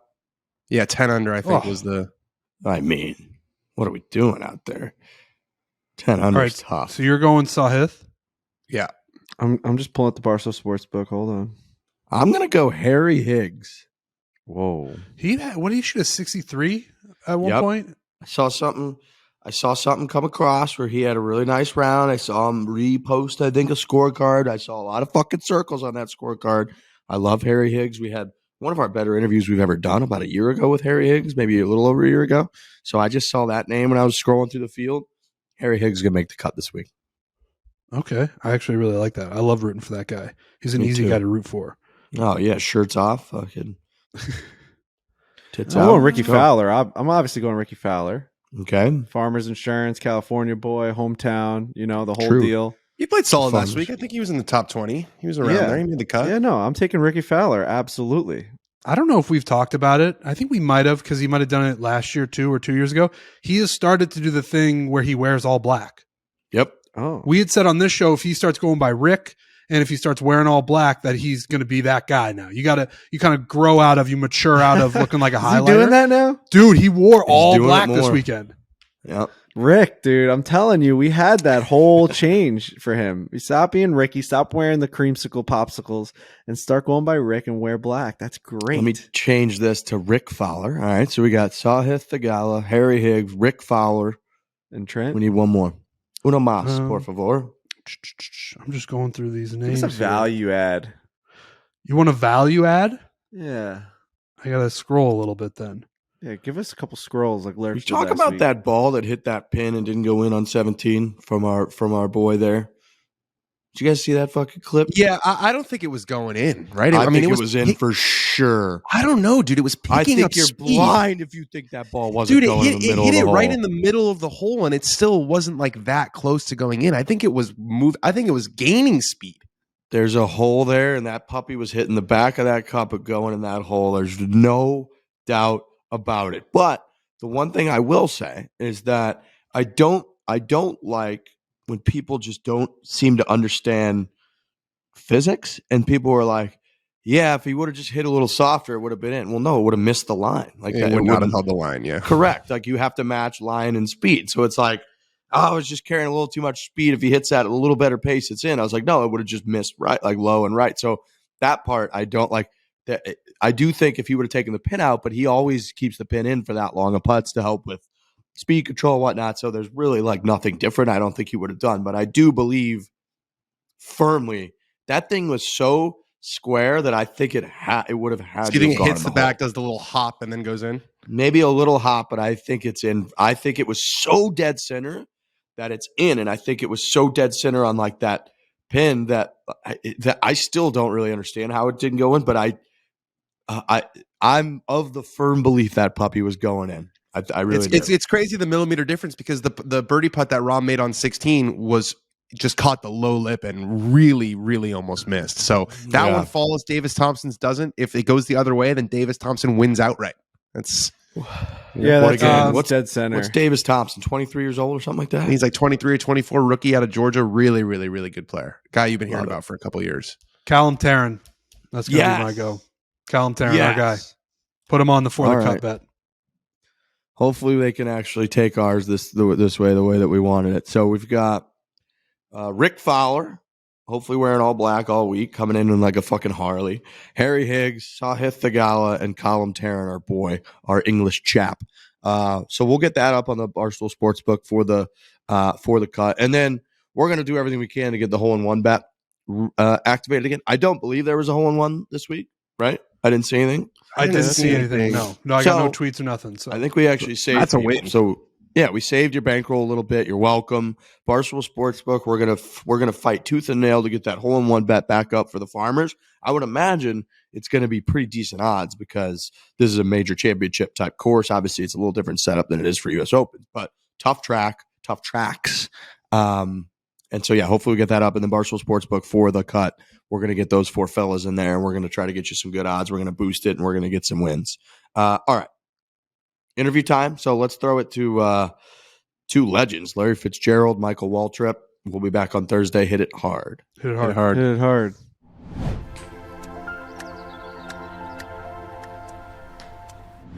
All right, we're here. We just jump right in. We're here with Larry Fitzgerald. I just played a little round of golf with you at the Hilton Grand Vacations Tournament of Champions, LPGA. We're having a great time. Big thanks to them for having us.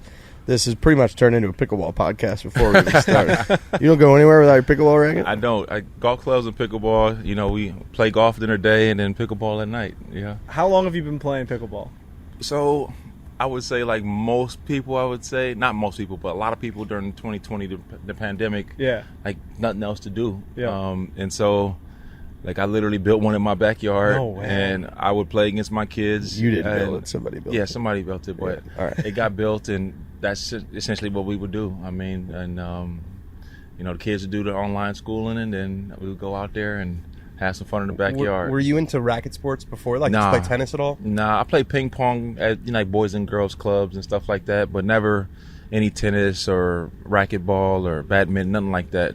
Yeah. Pickle, you got to be pretty good. You cover your wingspan. Yeah, the game that I play singles, I'm better at singles than I am in doubles. So it's a much different, faster, quicker game.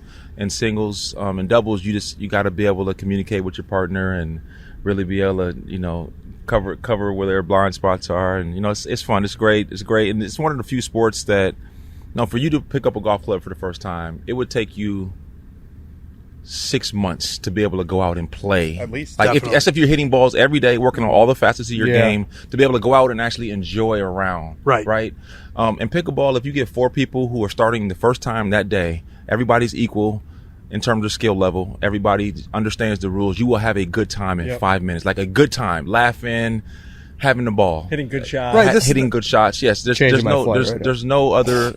there's no other sport that I've seen that you can pick it up so quickly and have such a good time. Frankie's been saying that because he's been bringing pickleball up a lot on this show, and he also apparently traveled with his pickleball paddle. Well, I've just got the bug. Like I started Yeah. playing a couple You brought your months paddle? ago. I brought my paddle. It's an easy thing to travel with. I mean, you just throw it in your Frankie, duffel. it's true, I'm gonna that's humble your ass in a little bit. That's what I Like, heard. I'm really I about told to you I'm humble going to dominate the kitchen on your ass, and Yeah. we're going to be bum rushing the net. But now I'm thinking about a superstar, all-time great athlete running around the fucking court, and I might not be able to keep Frankie, I up with want that. the smoke. I want the smoke. Listen, I'm ready for the challenge. All I'm right. excited to see what because I've been playing with my buddies, like what you're saying. We all Yeah. kind of just started going to these indoor facilities in the winter. Yeah. We rent a court almost every night now. We're just there for 3 hours, and we love it. You get Yeah. a sweat. Yeah. And I was saying one of the more satisfying things about it is you can crush the ball and it doesn't go that hard. Yeah, yeah. So you're getting that satisfying feeling of absolutely wailing on it. Depends on what ball you're playing. If you're playing a Dura ball, Okay. it's a See, I don't know harder. that much Next about all the level. balls yet. Yes, yeah. I'll say I feel a lot of pressure because the whole MO on pickleball is like, old Anyone lady can do can it. pick it up. It's easy. You'll I'm get, gonna you play have it to for get, the you have to first get used to time. the rules, especially in doubles. Okay. Yeah. Where like you can't hit it on the return, you have to let it bounce. A lot of like first timers will just go up and Can't hit step it in the in, air. You yeah. can't step into the kitchen. We'll teach you all that Yeah, stuff. what's the but kitchen? I heard about the There's kitchen. Kitchen's like right around the net. area It's- where you can't step in unless the ball bounces in that area. it stops like- you from Kinda being like able. the same place at your house, like the place you never go into. Yeah, I actually, dude, I had 2.5 years in my apartment. I've never used my stove. Say it. Not once. Say it. Dude, I didn't even That's realize. I guess it's hilarious. got like a double oven or something in my apartment, which is really cool. It's a nice feature. I guess people love that. Wasted My on buddy you. came and visited last week. He's like, "Oh, this double oven's sick," and I was like, "I have a double oven. What does that even mean?" So you're right. The kitchen. I like that. There's a thing called the kitchen. In Oh, this so game. we're gonna get that going later, and that's gonna be really exciting. I think I will get humbled, but I'm gonna have some sort of confidence to say that I think I'll be able to. Well, keep the up with pressure's you. on the professional athlete, I would say. Yeah, I like that pressure. Singles. He You're gonna doesn't look fucking nervous. crush me. I I like think that. we have I a like chance at doubles, like I at like least to that. keep it competitive. Yeah, it'll be competitive for Okay. sure. So I For think sure. we're playing with Ryan and Georgia Hall, right? We're gonna play later. So Ryan O'Toole we played with today, who is awesome. Yeah. We're gonna have her on the show. She played well today. She shot 72, but her personality wise, she was gawking at Larry's ass before we teed up. Yeah. That's like the first thing she said to me on the putting green. She goes, "You see Larry Fitzgerald's ass?" You know, the funniest thing about that is Ryan actually came to me like midway. She was like, "Yo, Riggsy keeps talking about your ass." Like, so he's trying to he's putting it on projecting. her. He's Yeah, projecting. yeah, Like projecting. that's what he was saying, and like that's You're just not buying it. What Are is you the not- are you truth? not is the telling us question. something? Right. It's like I'm back with our NASCAR guy. Yeah, well, we just saw Waltrip. He was doing the same thing. He took us for a trip. Don't know. Dude, he was telling us He's about something. Dude, he was like, Historical revisionist. when did you get obsessed with golf? So it was 2013. My former teammate, he plays for the Carolina Panthers. Carolina Panthers now. His name is Andre Roberts.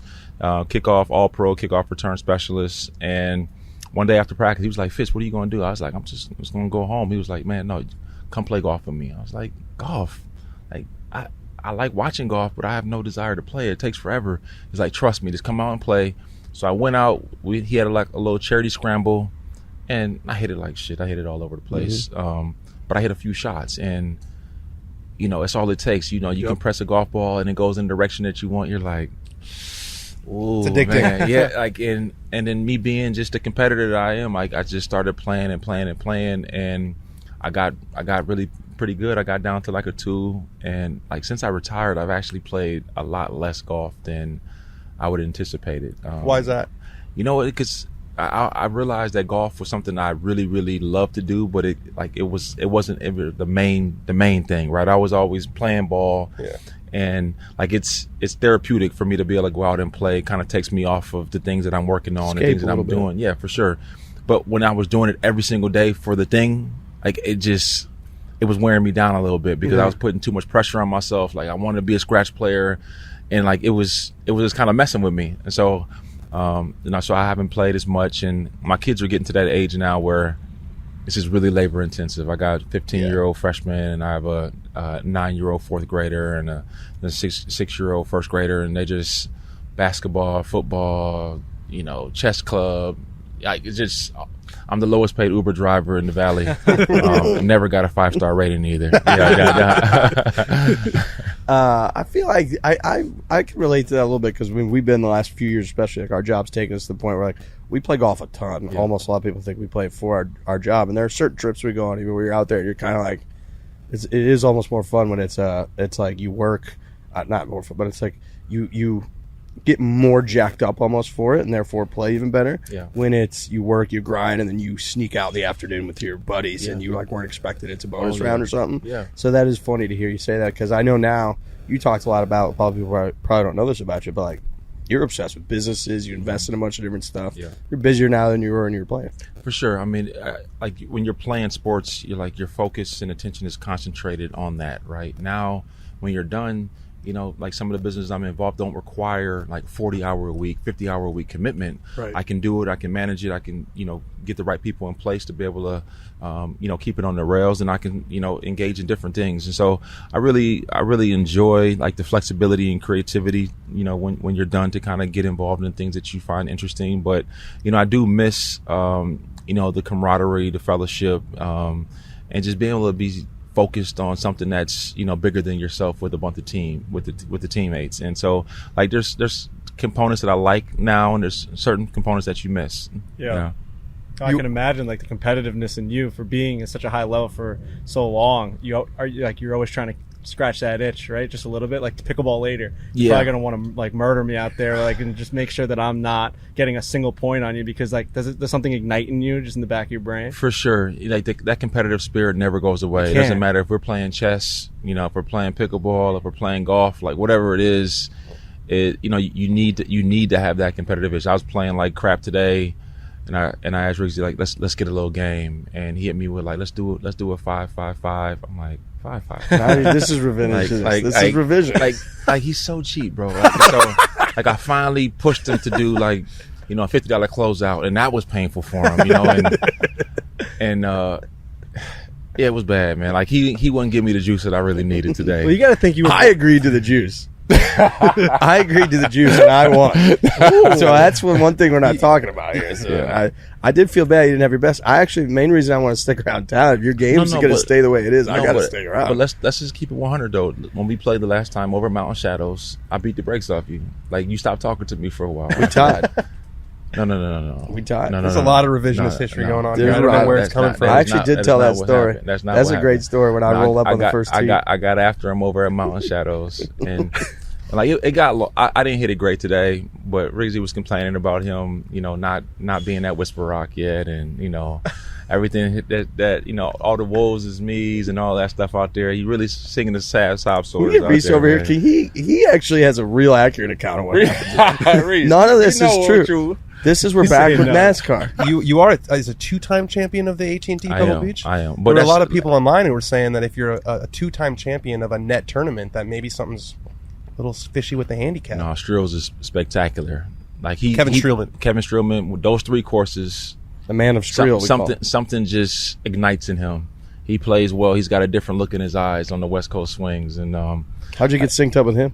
At Streels, I met Kevin in 2013 when I first got into Whisper Rock. And what I love about Streels, what I love about Streels though is like you guys all play golf and you guys are all low handicappers and understand what it's like to play with high handicappers. Looking for balls and telling them to pick up the spike marks. Hey, that's your 10th shot. Pick the shit up. Let's go. We're slowing the group down behind them. Yeah.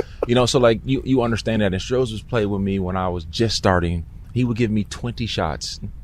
Sometimes, even higher than that. And he loved on me, taught me, hung with me. So I just always had a really strong love for Strohs and so get a chance to spend 4 days with him out there at Pebble Beach and he makes it so much fun for me. Yeah. I heard last time you were out at Shadow Creek, you took a little bit off of our favorite person to take money with a little Colt cash, a little Colt nose cash. It's not easy to get it from him. No, it's hard. He hits the driver about 210. If he hits a sprinkler head, get 215. But he never misses the fairway, and he puts it lights out, man, lights out. And so. He wasn't playing that great. He probably working on about 2 hours of sleep, and that's why I caught him with his pants down. Yeah, yeah. You called. How many strokes did he give me that day at Smash Bay? Was it 14? I think so. And we pushed on 18 because he three jacked on 18, and I was doing tumble salts off the green. he'll never recover from that ever. God, he is an infuriating golfer to play with. Yeah. How far you hit your driver? That thing is a beast. Yeah, it's directionally challenged, unfortunately. But if I catch it, I usually 315 carry or so. Yeah. Carry. Yeah, and if it's soft, it'll roll out a little bit further. That was your straightest club day. You should have hit that all day.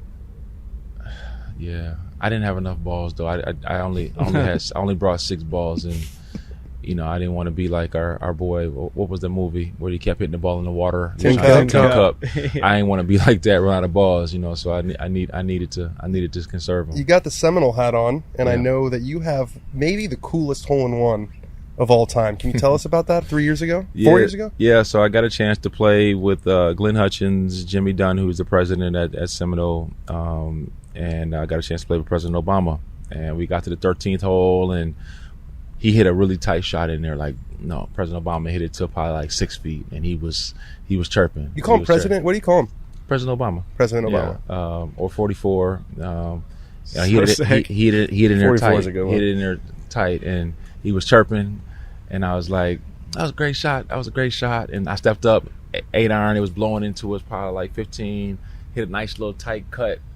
It like the wind stood it up, and it dropped, and it just rolled in. And he got excited, and I didn't know how to respond because I saw, the Secret Service in front of us and the back of us. I saw the guns, and I just Can you play it cool? Can you tackle him? Can you hug him? Up, thank you, Fred. I don't make any quick movements, and it was awesome. And it's a moment I'll never forget.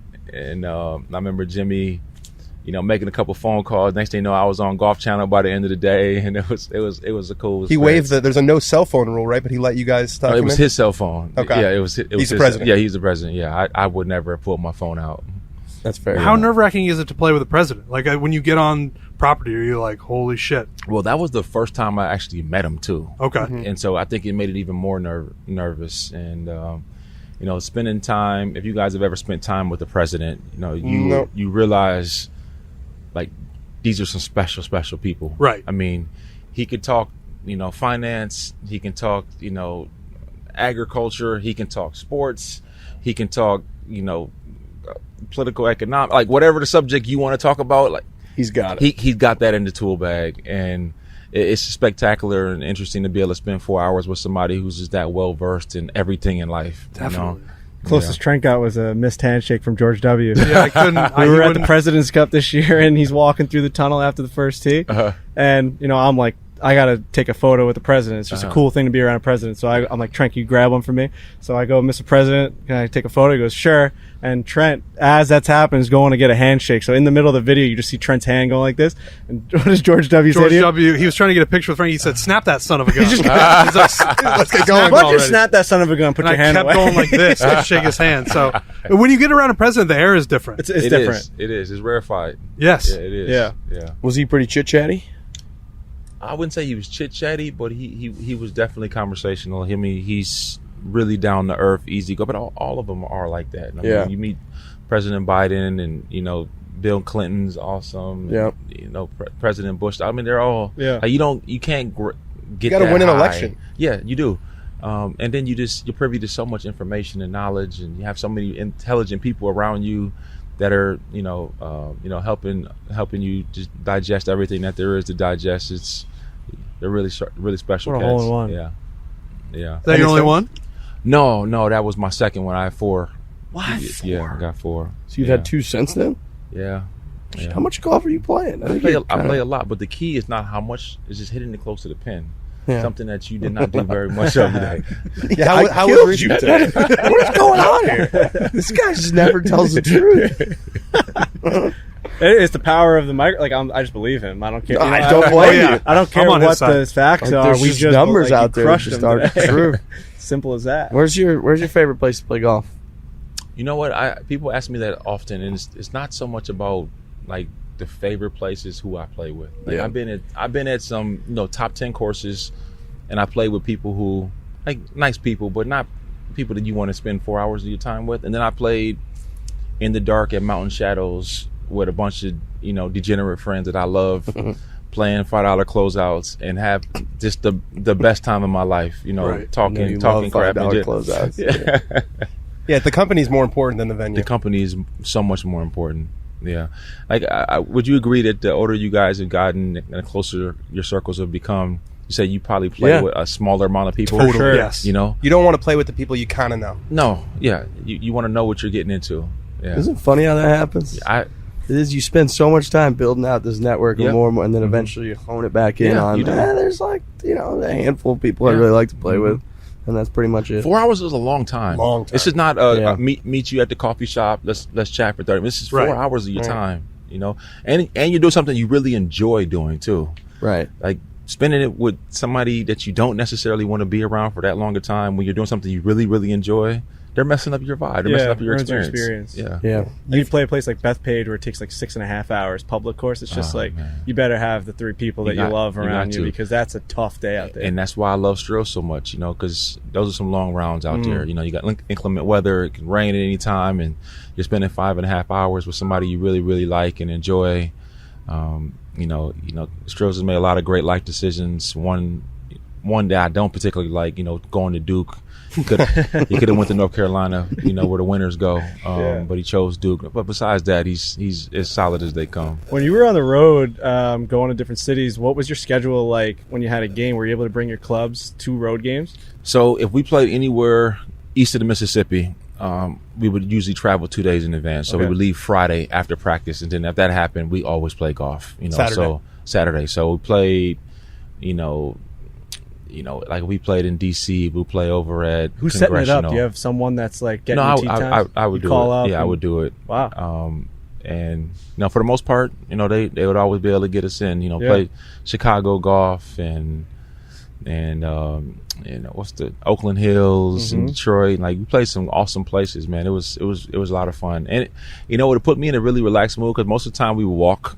And so, like, I wouldn't be tired. You're not tired, playing one round of golf. But I'll get back and go to meetings. But I would sleep great. I would sleep 9.5 hours. And I wake up, and I would be energized. And mentally, like, it allowed me to kind of just disconnect as well. Like you sitting around the hotel room, you're thinking about this and what am I going to do with this route and this defender's going to do. It kind of just takes your mind to somewhere really easy and allows you just to kind of chill. Have you found that in your golf game that mindset has slipped into golf? Are you like analytical with your thinking, and are you like seeing all your shots as if you would see a route? No, I mean, I kind of envision what I'm trying to do, but I don't even take a practice swing. The less I think over the golf ball, the better I play usually. You know, golf is so unique because I played a reactionary sport. You know, when the ball is thrown, like, I don't have time to think about the wind. I don't have time to think about, you know, is the grain growing into me that I'm jumping off, or I don't have time to think of like all these things that golfers think when you're walking to your ball, you're like, damn, it looks like it's in a divot. I mean, it's a pin on the right side, but the green is like all this information that you have in golf. I didn't have that. So it doesn't do anything. I can't execute the shot anyway most of the time. So like, why am I concerned about all of these things? Just step up and hit it, you know, and then hit it again.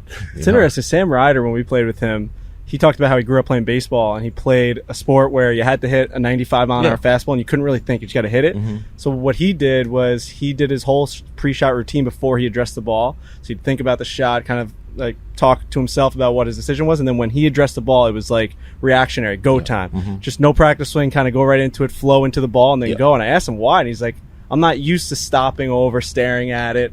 I hit a moving ball my whole life, and now that I happen to be a professional golfer, I have to kind of link that in. So it's interesting that athletes like that have to kind of do that. Not all of them are like that. I've been around some guys who are human rain delays. Take their time out there. Human rain delays. That's what I call them. You through the AT&T, you've played with a bunch of pros, I would imagine. Yeah. Who's the pro whose game most impressed you up close, other than Streelman? I played in this event 3 years ago with Jessica Korda, and I had her card in my hand when she shot 60. 60, yeah. And so, like, you know, you see these great rounds on TV, right? Yeah. But when you're walking next to a person and you hear the dialogue with their caddy, it's like, I want to hit this 7-iron, I want to hold it up against this right to left wind, and the green is going to slope from right to left, like, and then she stands over the ball and she hits a cut that holds up against the wind, and then it lands softly, and then rolls to the pin for 3 feet. Like, you know, it's one thing to try to execute and think about executing a shot, and then do it consistently, time after time after time after time for 4 hours. And so I was just mesmerized by watching it, and you know, it was like, you know, she was in fuego. I mean, you know, people talk about, you know, being in that kind of that space where, you know, you see Steph Curry or Klay Thompson when they hit 12 3-pointers in a game, where like the basket must look like it's, you know, it must look like it's this big. Just in the zone. When you're completely in the zone, and to be able to see that in person, that close, was one of the greatest things I've ever seen. Were you talking to her, or was it kind of like a pitcher with a no-hitter where you just want to let her do her thing? So I got to about the 12th hole, and she came to me. She's like, Larry, you haven't really been talking the last couple holes. I was like, Jess, I don't know if you I don't know if you've seen what you did in the front, but like, I'm gonna stay away from you. We'll chat after the round, and you know, I wanted her to shoot the 59. I mean, I've never seen it before, and so I was pulling for her. I remember when Jim Furyk shot that 58 up there in Connecticut, and watched it on TV, and the announcer was talking about it, and you know, it's the craziest thing is, no matter what you shoot in a round of golf, like if I shoot my best round of, you know, 70. And I think about 4 holes where I could have done this, or I could have done that. I remember Jim Furyk's interview after the round. He's like, man, if I would have done this. And I'm like, bro, you shot 58. Lowest ever. Nobody in the history of golf has ever done that on tour before, in a tour event. You're talking about the shots that you miss, bro. You know, so like, that's what I love about the game. It's a shot of, you know, it's you know, you're going to miss. You know, it's just how good can your misses be that Ben day. Hogan said that a great round of golf is if he hits 3 perfect shots of 68. Yeah. Isn't that amazing? What did Tony Finau do on Instagram? Was that at Whisper? No, that was in Utah. It was in Utah? Yeah, it was Utah. What did he shoot, a 60? Yeah, he shot on Instagram shot stories. 60. Yeah. He was going live on Instagram, and then like, I remember watching it for an hour, and I'm like, he's missing a lot of putts. Like, he could have shot 55 in my head. Like, you're thinking about all the ones that he really, but then you think back to like the 3 25-foot bombs he hits, and it's like it kind of all evens out. Yeah. He was probably flying at 400 yards too in Utah. Yeah, those really, really good rounds. It is funny how it feels like they could have gone lower. Yeah. Mm-hmm. You know, like, I remember watching, because like, you know, like a big Tiger Woods fan. I know you're a huge Tiger fan. It's like, I remember watching some of his rounds, and even like when he would shoot 65s, just, you'd be like, yeah, but like, he could have shot 60. He could have shot 60. Yeah. You know, you feel like these 10-footers, they don't miss, but when they're that good, like even Ryan today, it was like, she didn't really miss a shot. No. She shot even par. And it's like, That must be infuriating. Yeah. It's like, When it's your job. right. She hit, she missed like maybe a couple iron shots, maybe like 2, and like birdied a couple of the par 5s and like shot even par. And I was thinking, like, dude, every time I'm like, oh, now she's going to get hot. Now she's going to get hot. She's going to light out. And she just would barely miss. That must be infuriating to hit it that good and play the game. You talk about Tiger, like, I mean, everybody talks about, you know, his greatness. Like, the things that I guess really stand out to me is his ability to get around the golf course when he didn't have his A game. Yep. Right? You know, I think when you're, like, today I didn't have my A game at all. No, what? And it was a struggle.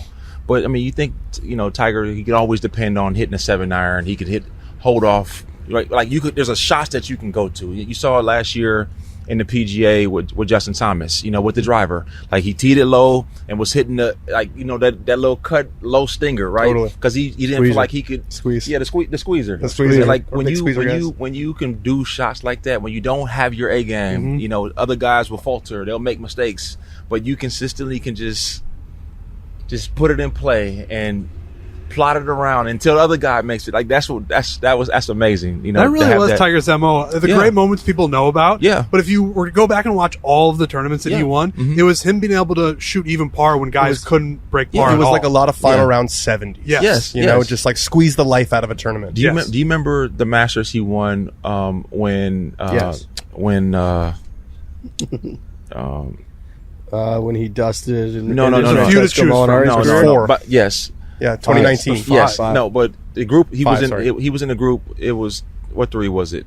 Tony, Francesco, and him. Yes, they both hit the ball in the water on 12. He had he was hitting last, and he hit it.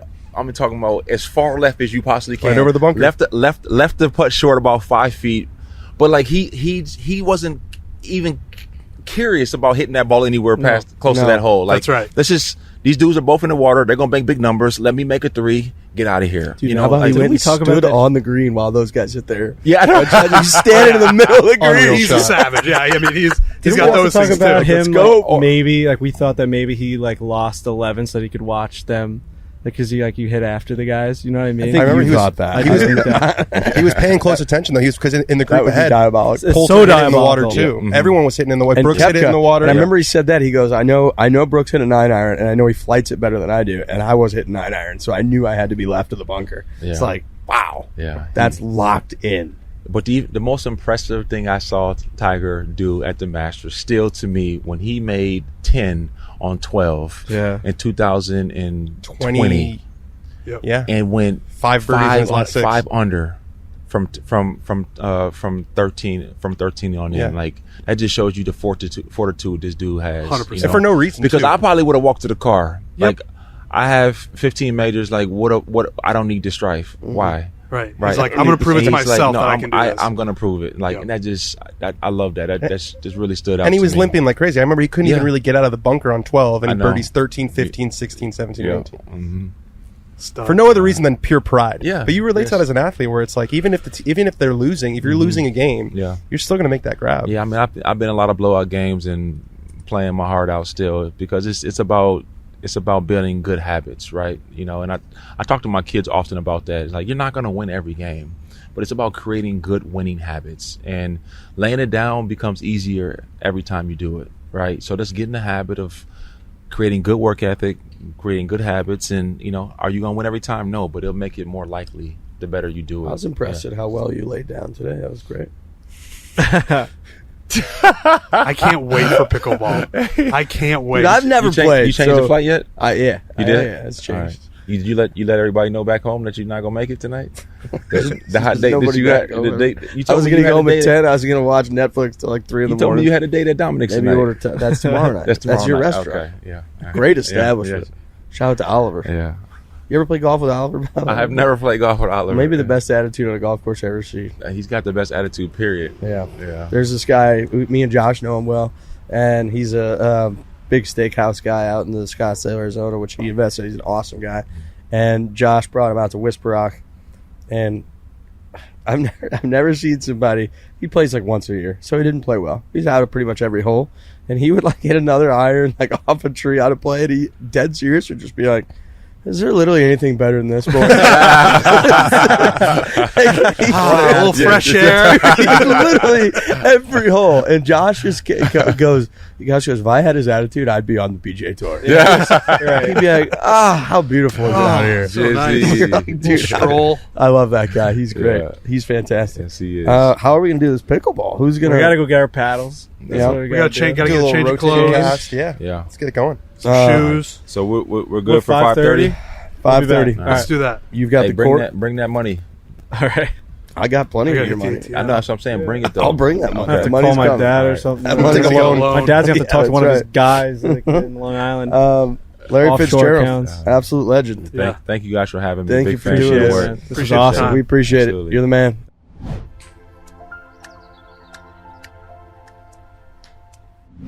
All right, folks, we're live from Florida.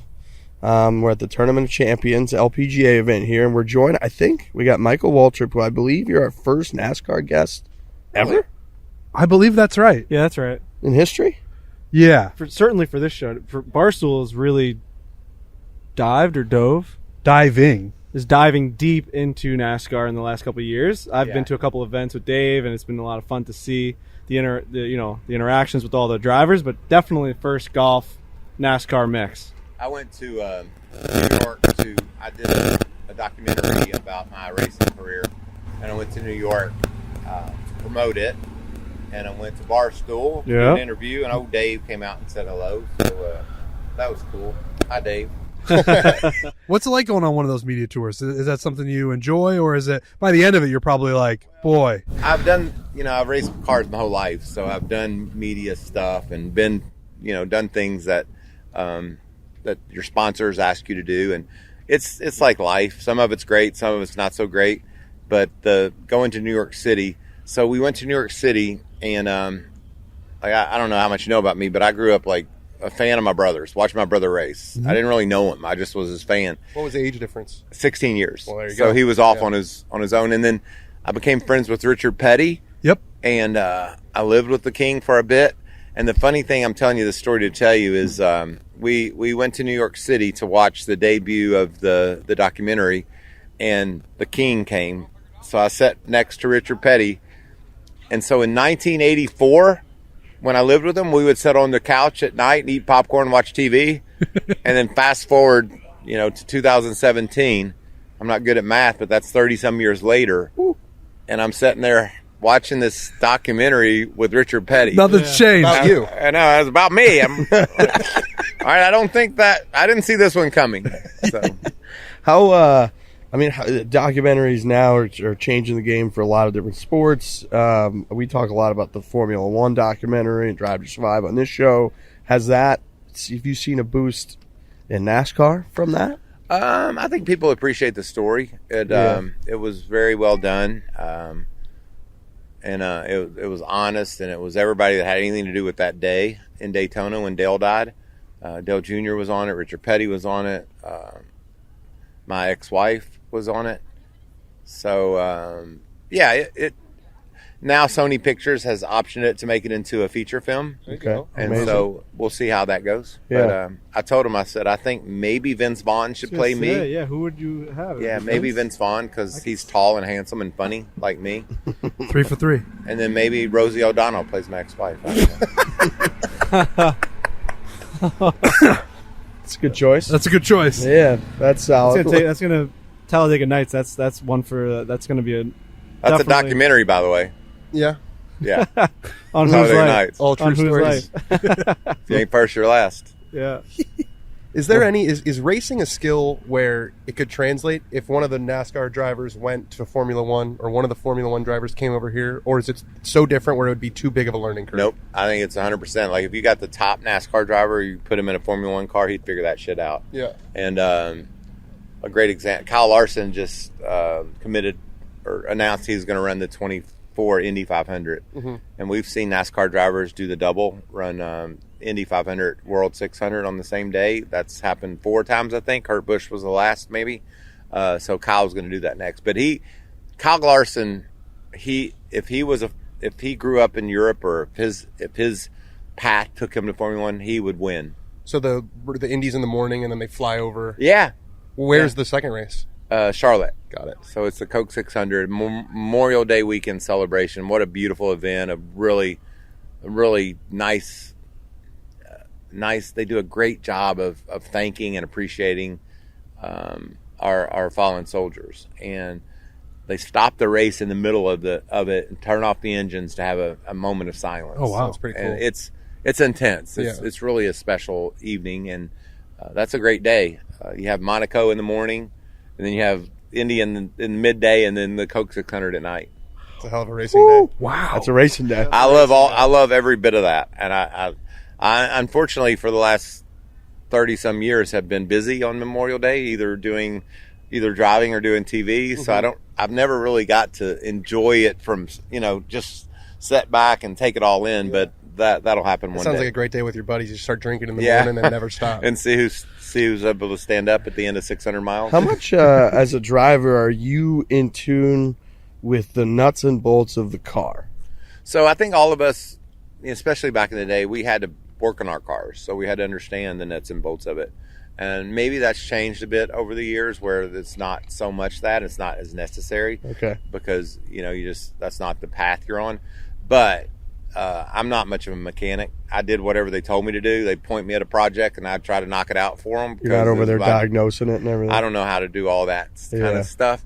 But today, it's more the more important piece of the puzzle is simulation and data. These guys have to sort through so many pieces of information so that they understand. And I don't think a lot of people that follow or watch NASCAR know how precise and technical it is. Just up there, make a left. And then go down there and make a left. And do that like 1,000 times. That's a race. There you go. That's a race. Just do it faster than everybody else. I think if people understood exactly how precise and technical it is, they would even like it more.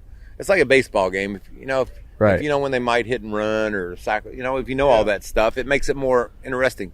And the same with NASCAR. A lot of people I don't think really get the technicalities of it all. It's pretty intense. Has that part of it changed, like baseball with Moneyball and golf with all the technology and the data? Go blue. My daughter went to Michigan. Okay. So tough it's one changed. this year. Yeah, tough loss this year. We had that's good season though.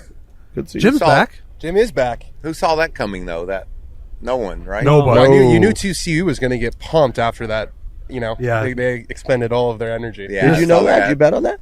No. Then you No, probably yes, didn't I know did. that. I did. Okay. I would have yeah, liked to know We that. got crushed. Would have helped me. I had TCU minus 13. Yeah, I did. Plus 13. Lost by You needed about plus plus 13. 50. Lost by $1 billion. So it's tough. Yeah, I like how people. So you guys are smart, obviously. But you you sit don't around listen in to a the show, circle I and talk see. to your buddy like, "Put your house on Michigan." No way, TC. I was playing golf that day, and I sat down with the 4 guys I played with, and they're like telling me everything to bet. And I don't bet much. Like, I like to bet occasionally, but I don't really get into it like they were. Mm-hmm. Literally everything they said was wrong.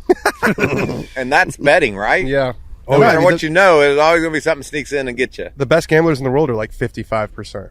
And they're the best in the world. So. And you know why that is? Because they have really nice hotels in Vegas. Mm-hmm. Yeah. Like, your house doesn't look anything like a hotel in Vegas. No. There's it a does reason not. for that. Yeah. That's right. You're the reason why they have those hotels. I'm the dumb guy on the other side. So racing has gotten more analytical, like More, very much so.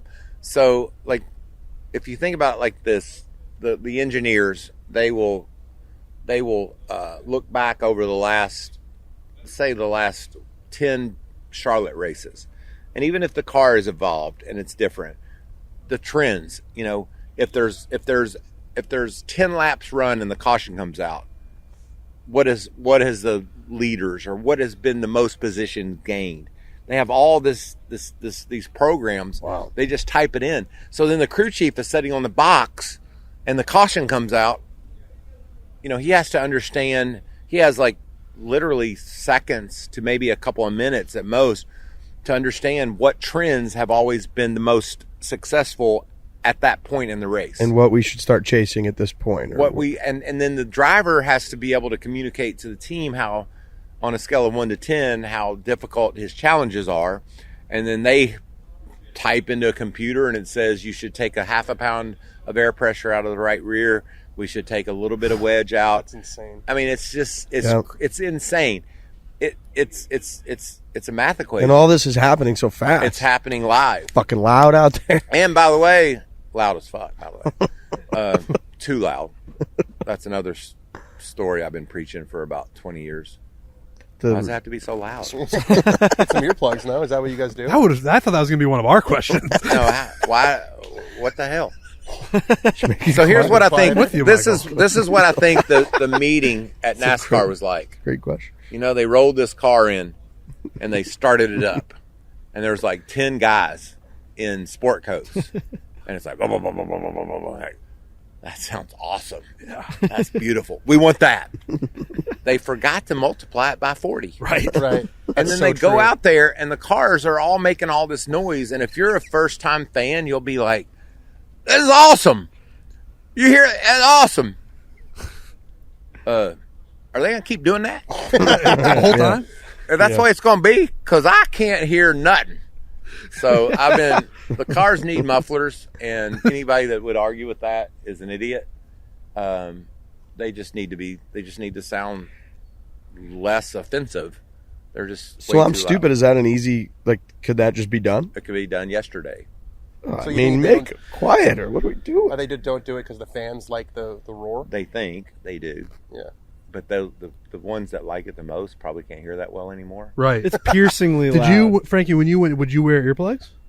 You have to. Yeah, when we went down to the pit, you had to. If you took them off, you felt like you were going to pass out. Right. It was that loud. No, it's offensive. So hopefully I think they're going to run tell you how much they listen to me after about 20 years of saying this. I think they're going to run mufflers at the Coliseum. Wow. Just kind of test it out? Yeah.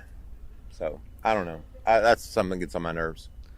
How often does the best car win a race? Because you hear probably more often than not, but the problem is there's 20 cars that are like right there on the verge of being the best, and it's a pound of air pressure or a round of wedge. It's just one adjustment away from making that car. And then I like to tell people all the time too. So some drivers can take their windshields are bigger, is how I like to explain it. So if their car isn't quite right, it's out on the right edge of on the edge of the windshield, they can still, some drivers can deal with that. They can overcome it. And then some drivers, their car winds up really close to perfect and they can take it, they can win then. But the difference in my opinion is the driver. Okay. Like there's so many great cars in that garage area. And when I say the driver, obviously he has to communicate with the crew to get the right adjustments.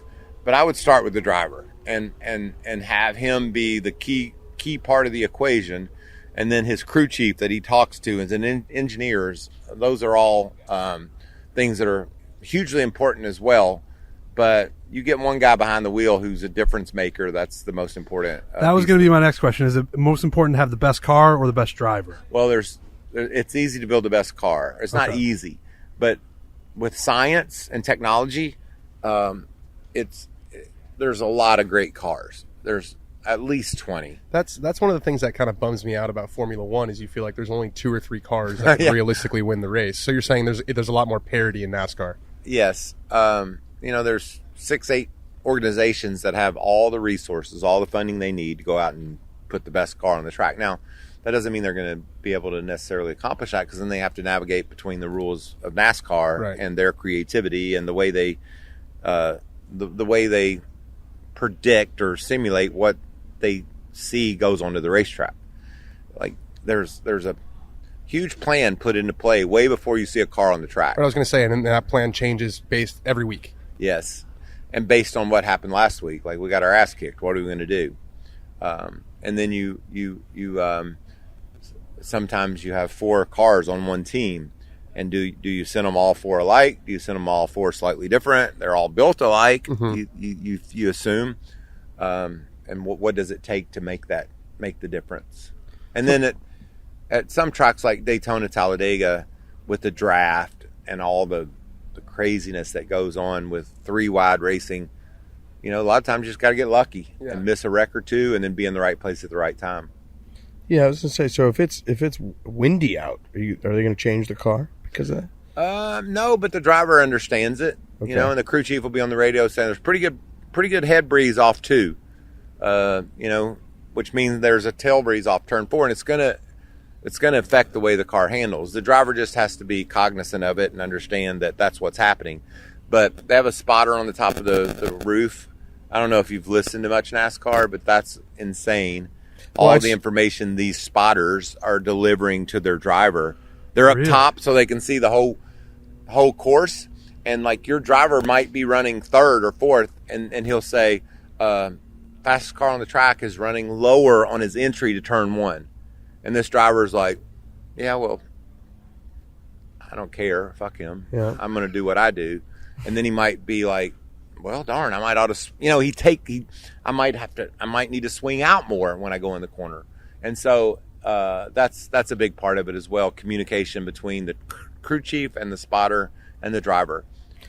And I imagine it's a preferential thing per driver. Some probably don't want to take any of that information, and others want to take back all in of the it. day, especially like I might say, shut up, like I need some space here. I'm the driver. Yeah, but now I think it's become more and more. They take all that information and digest it. It makes the difference, and it helps them be better racers. Wow. Something I've always found interesting about NASCAR is your guys' arena is amongst cars, which is something we all experience every day. We're driving on a highway, we see cars.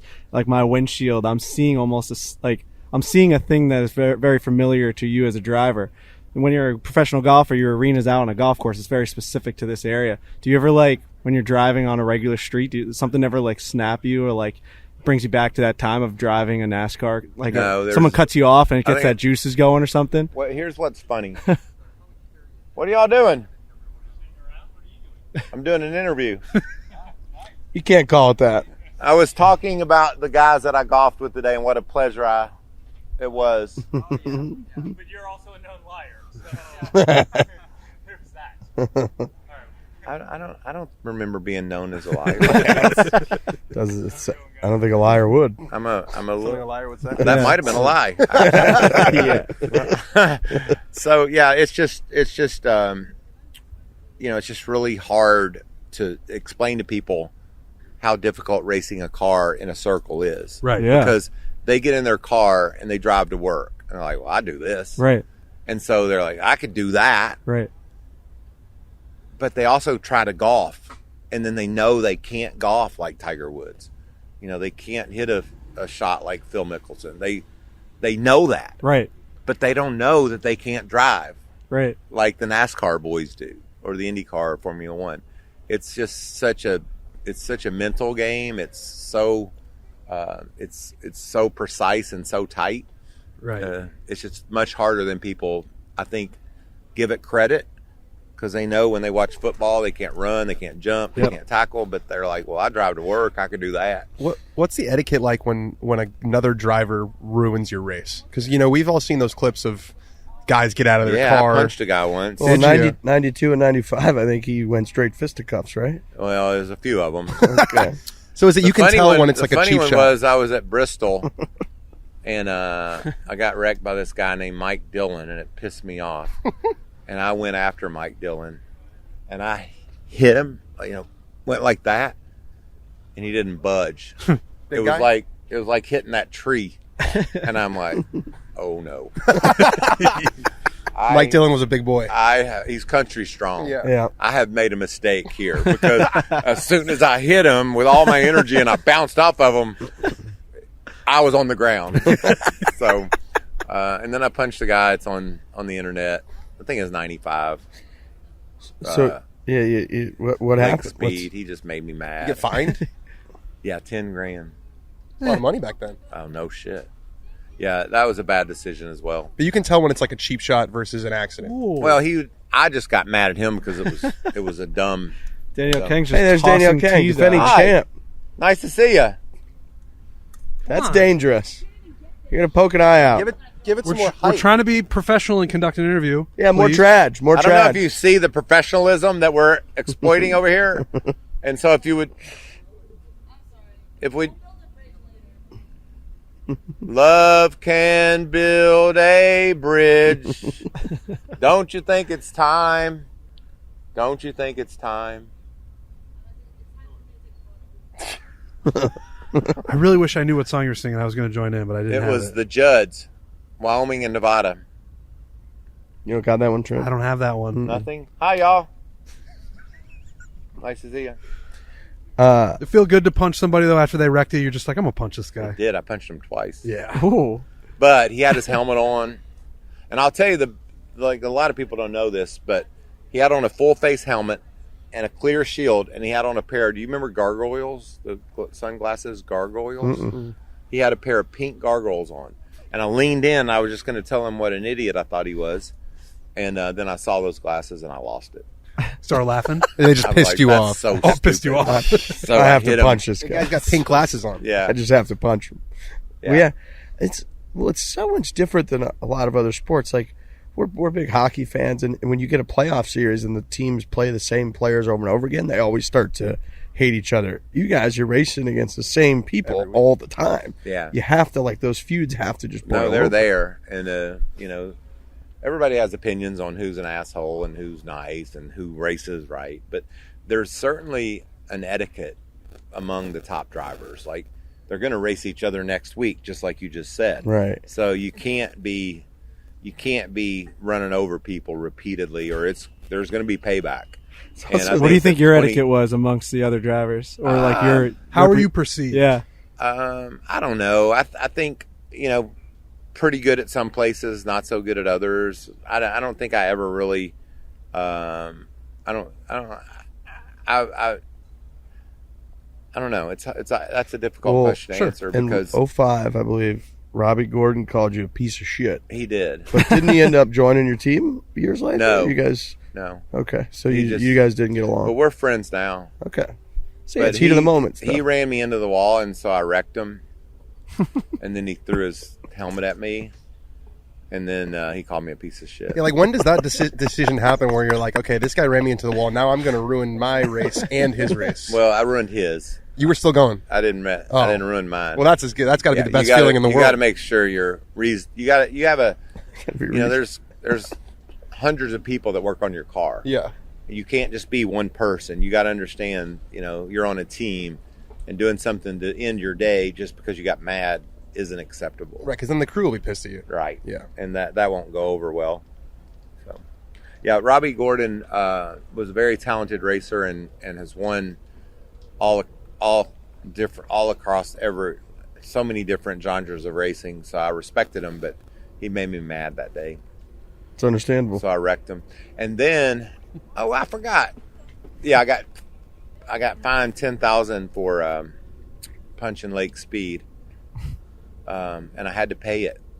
They called me in December and said, you haven't paid your fine yet before we'll issue your license for 2000 or 1990, whatever it was. We need that money. So I You just tried to not pay it. And then with the Robbie Gordon, they fined me $10,000 for flipping him off. So when he came to throw that helmet at me, they said I did that, but I just don't get weird. Danny was giving him 3 fingers. I said, that I was just like, I don't know, but I went to a appeals committee and I got off of that $10,000 fine because it was not clearly They should be paying you $10,000 because, like, we're talking about, these are the things that people remember. Like having a fist fight, those are the best clips. So that should be promoting the sport. I think they've really loosened up over the last few years. Yeah. Like they put up with more stuff. They're more tolerable with reaction and just emotion, which is nice. I think. Yeah, emotion's a good thing. You always Here's played. a funny story about my hat. I was just looking at that. I was dating this girl named Joy, and I got this hat because it's Joy and Mike. No way. Oh. That's not true. I was at Denny Hamlin's and Mark from Hootie, the Pro-Am Jam. So it's a jam. What a horrible decision it would have been if it was Joy and Mike. yeah. And then if you were still wearing she broke up with me, and I'm not over it yet. I like her a lot. And so I told her that I got 10 of these hats for the groomsmen for our wedding. Did she think it was funny? She thought it was funny. That's good. She's a good woman, but we broke up now, so I'm single. I still don't know. I don't know if anything you've said to us is factual or truthful. That's true. Okay. You made a good point. I'm Joy not sure. doesn't exist. Is Joy a real person? No way. Yeah, Joy exists. She lives near me. I mean, The racing stuff, hope I she trust you. doesn't. This now that we're off. She don't watch the internet much, so I don't think she'll hear this story. I think you're a catch. I I do too. You know? Vince Vaughn will play you in a movie. I know. I want him to. I heard they're gonna. I heard maybe that guy that played Elvis Austin Butler. Austin Butler. is gonna play me. Yeah, he's a good looking cat. It's like Why do you find that so funny? I was young once too, you know. it's like a fucking royal hilarious. rumble between Austin Butler, Brad Pitt, George Clooney. Everybody's Well, it's trying like, to all get right, involved. Austin Butler played Elvis, and now he's going to play Michael Yeah. Waltrip. Yeah, Wow, that's good stuff. I That know. really made me laugh. I think they're talking to him about playing me in my movie. That would be amazing. I know. I can't wait. His can't wait IMDb to page see would his. be... I can't wait to see his interpretation of me. Yeah, He's pretty good at accents. He can nail it. Yeah. Man, that's good stuff. Well, we appreciate you stopping by. Oh, nice. Chatting with us. Yeah. Thanks for rapping. I Yeah. see what you did there. You know, we've gotten a couple looks. You got anybody else? No, I think, I don't want to keep you here. You just played golf. how'd you play? I made 2 birdies. I never make 2 birdies. Oh. I shot 89. My handicap's 15. So I would have had a big good number to day. Shot an If I 89? did this tomorrow, I would have beaten half the field, I bet. For sure. The birdies help a lot. Yeah, no doubt. so Is this thing handicapped this week, by the way? No, Okay. you just get your scores. So damn it. Derek Lowe won last year, right? I think D-Lowe. so. He's a good Yeah. player. He's awesome. We're doing like a baton pass. He's playing Thursday, he's playing Friday, Saturday, Sunday, and we're picking up where the guy left off. Nice. We're very nervous. You get your own score, No, it's all one cumulative score. but I mean, you get a score. yeah.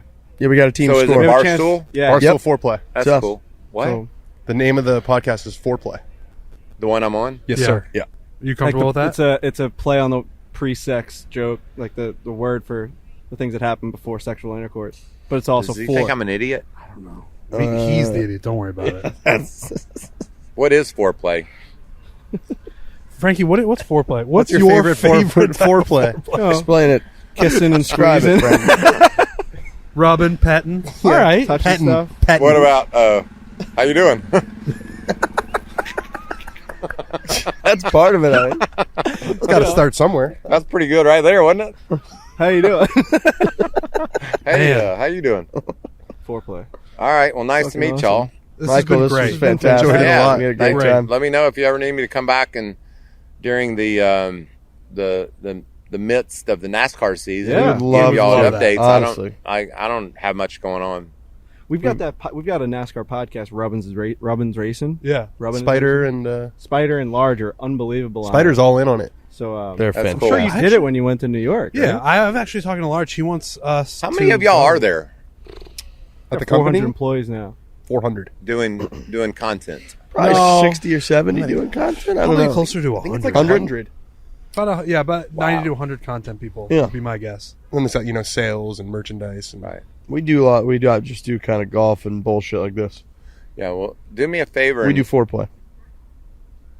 How you Do doing? me a favor and give the folks at home an update on how I'm doing over the next 4 days, We will. Oh, we will. because We I'm sure absolutely there are will. a lot of people wondering. 2 birdies around. You're gonna be doing great. My whole gig is to beat Larry the Cable Guy. Okay. You guys got a wager? Yep, 100 a day. Okay. Do we like our chances? 100. Oh yeah. How's I'll his take him game? down. Is he also a 15? Last year I beat 10 people. That was the most I ever beat. We were saying what a good gig Larry the Cable Guy has, that he can just show up to any event just dressed however he wants. I know. I saw him today. Isn't that an amazing thing to have? Like last night he was wearing what, tank top? He was wearing tank shorts top and flip flops. You show up to a black tie wedding and people would be fired up that he's Right. dressed up like that. We're pulling for you. Thank you. You have our support. I can't wait to get started tomorrow. Usually, if you're wondering where I'll be, they send me off 10 at 8 in the morning so that by the time I get to the front 9, the good players are on the back 9. I've never walked by a TV stand that didn't have tarps over it. So the chances of me getting on TV are highly unlikely. Yeah, probably gonna do that to us. I need to either chip in or make a hole in one or something, and hope they have just the, when the camera's just rolling. Yeah. Just leave it on. Yeah. See a faint red light in the distance. Yeah. Maybe somebody catches it on their phone. I was going to tell y'all. I tell you that to tell you this. That's the kind of guests you're attracting here. Good. People that won't get on TV. That's right. That's right up our alley. This is an audio medium. What do you think? What am I? This is an audio medium. We don't know what that voices means for either. radio. Yeah. You look like Justin Thomas. Y'all are good I looking. do look like Justin Thomas. He gets that See, a a lot lot. of people say Yeah. that. So we went to this sushi place in San Diego, Ken Sushi Workshop, and we're sitting there, and the chef comes out. I think his name is Ken. He owns the shop. Checks comes out. out. We're with the Full Swing Launch Monitor guys. They know him personally, so he's given us a whole chef's table worth of sushi. We don't even know what he's bringing out. Comes up to me. We find out halfway through that he thinks I'm Justin Thomas. So he comes over. You got all that because he thought you were Justin Thomas? Yeah, he blesses me and says, "You're going to win a major this year." Yeah. And he did. He did. Justin Thomas won a major. So I DM'd him. I messaged him. but you didn't win a major. I was did going to say, not. what'd that have to do with I'm just Justin saying, Thomas? I think in the universe, You were his proxy. someone blessed this man to win a major, and he did. Right on. Regardless of if it was actually, I may have just been his host, not the brain. Right. Are we gonna get Ken Sushi next week? Yeah, absolutely. We got to What make a town? reservation now. It's in San Diego. Wow. It's exciting. Yeah. All right. Well, I guess I'll leave now. All right, Michael. I'd love to have you on again, honestly. No, This I has would been a real too. pleasure. Y'all, let me know. Have your people get. I don't have people anymore. Have We'll your just get people to- get a hold of me. We'll just get directly in touch. Smoke with Yeah. signals. We'll Go just through Joy. I don't. Yeah, we'll oh, find wow. Joy. Jam. I love you, Joy. Thank you, Michael. Thank you, Michael Waltrip. There's this other lady that's going to be really mad that I just.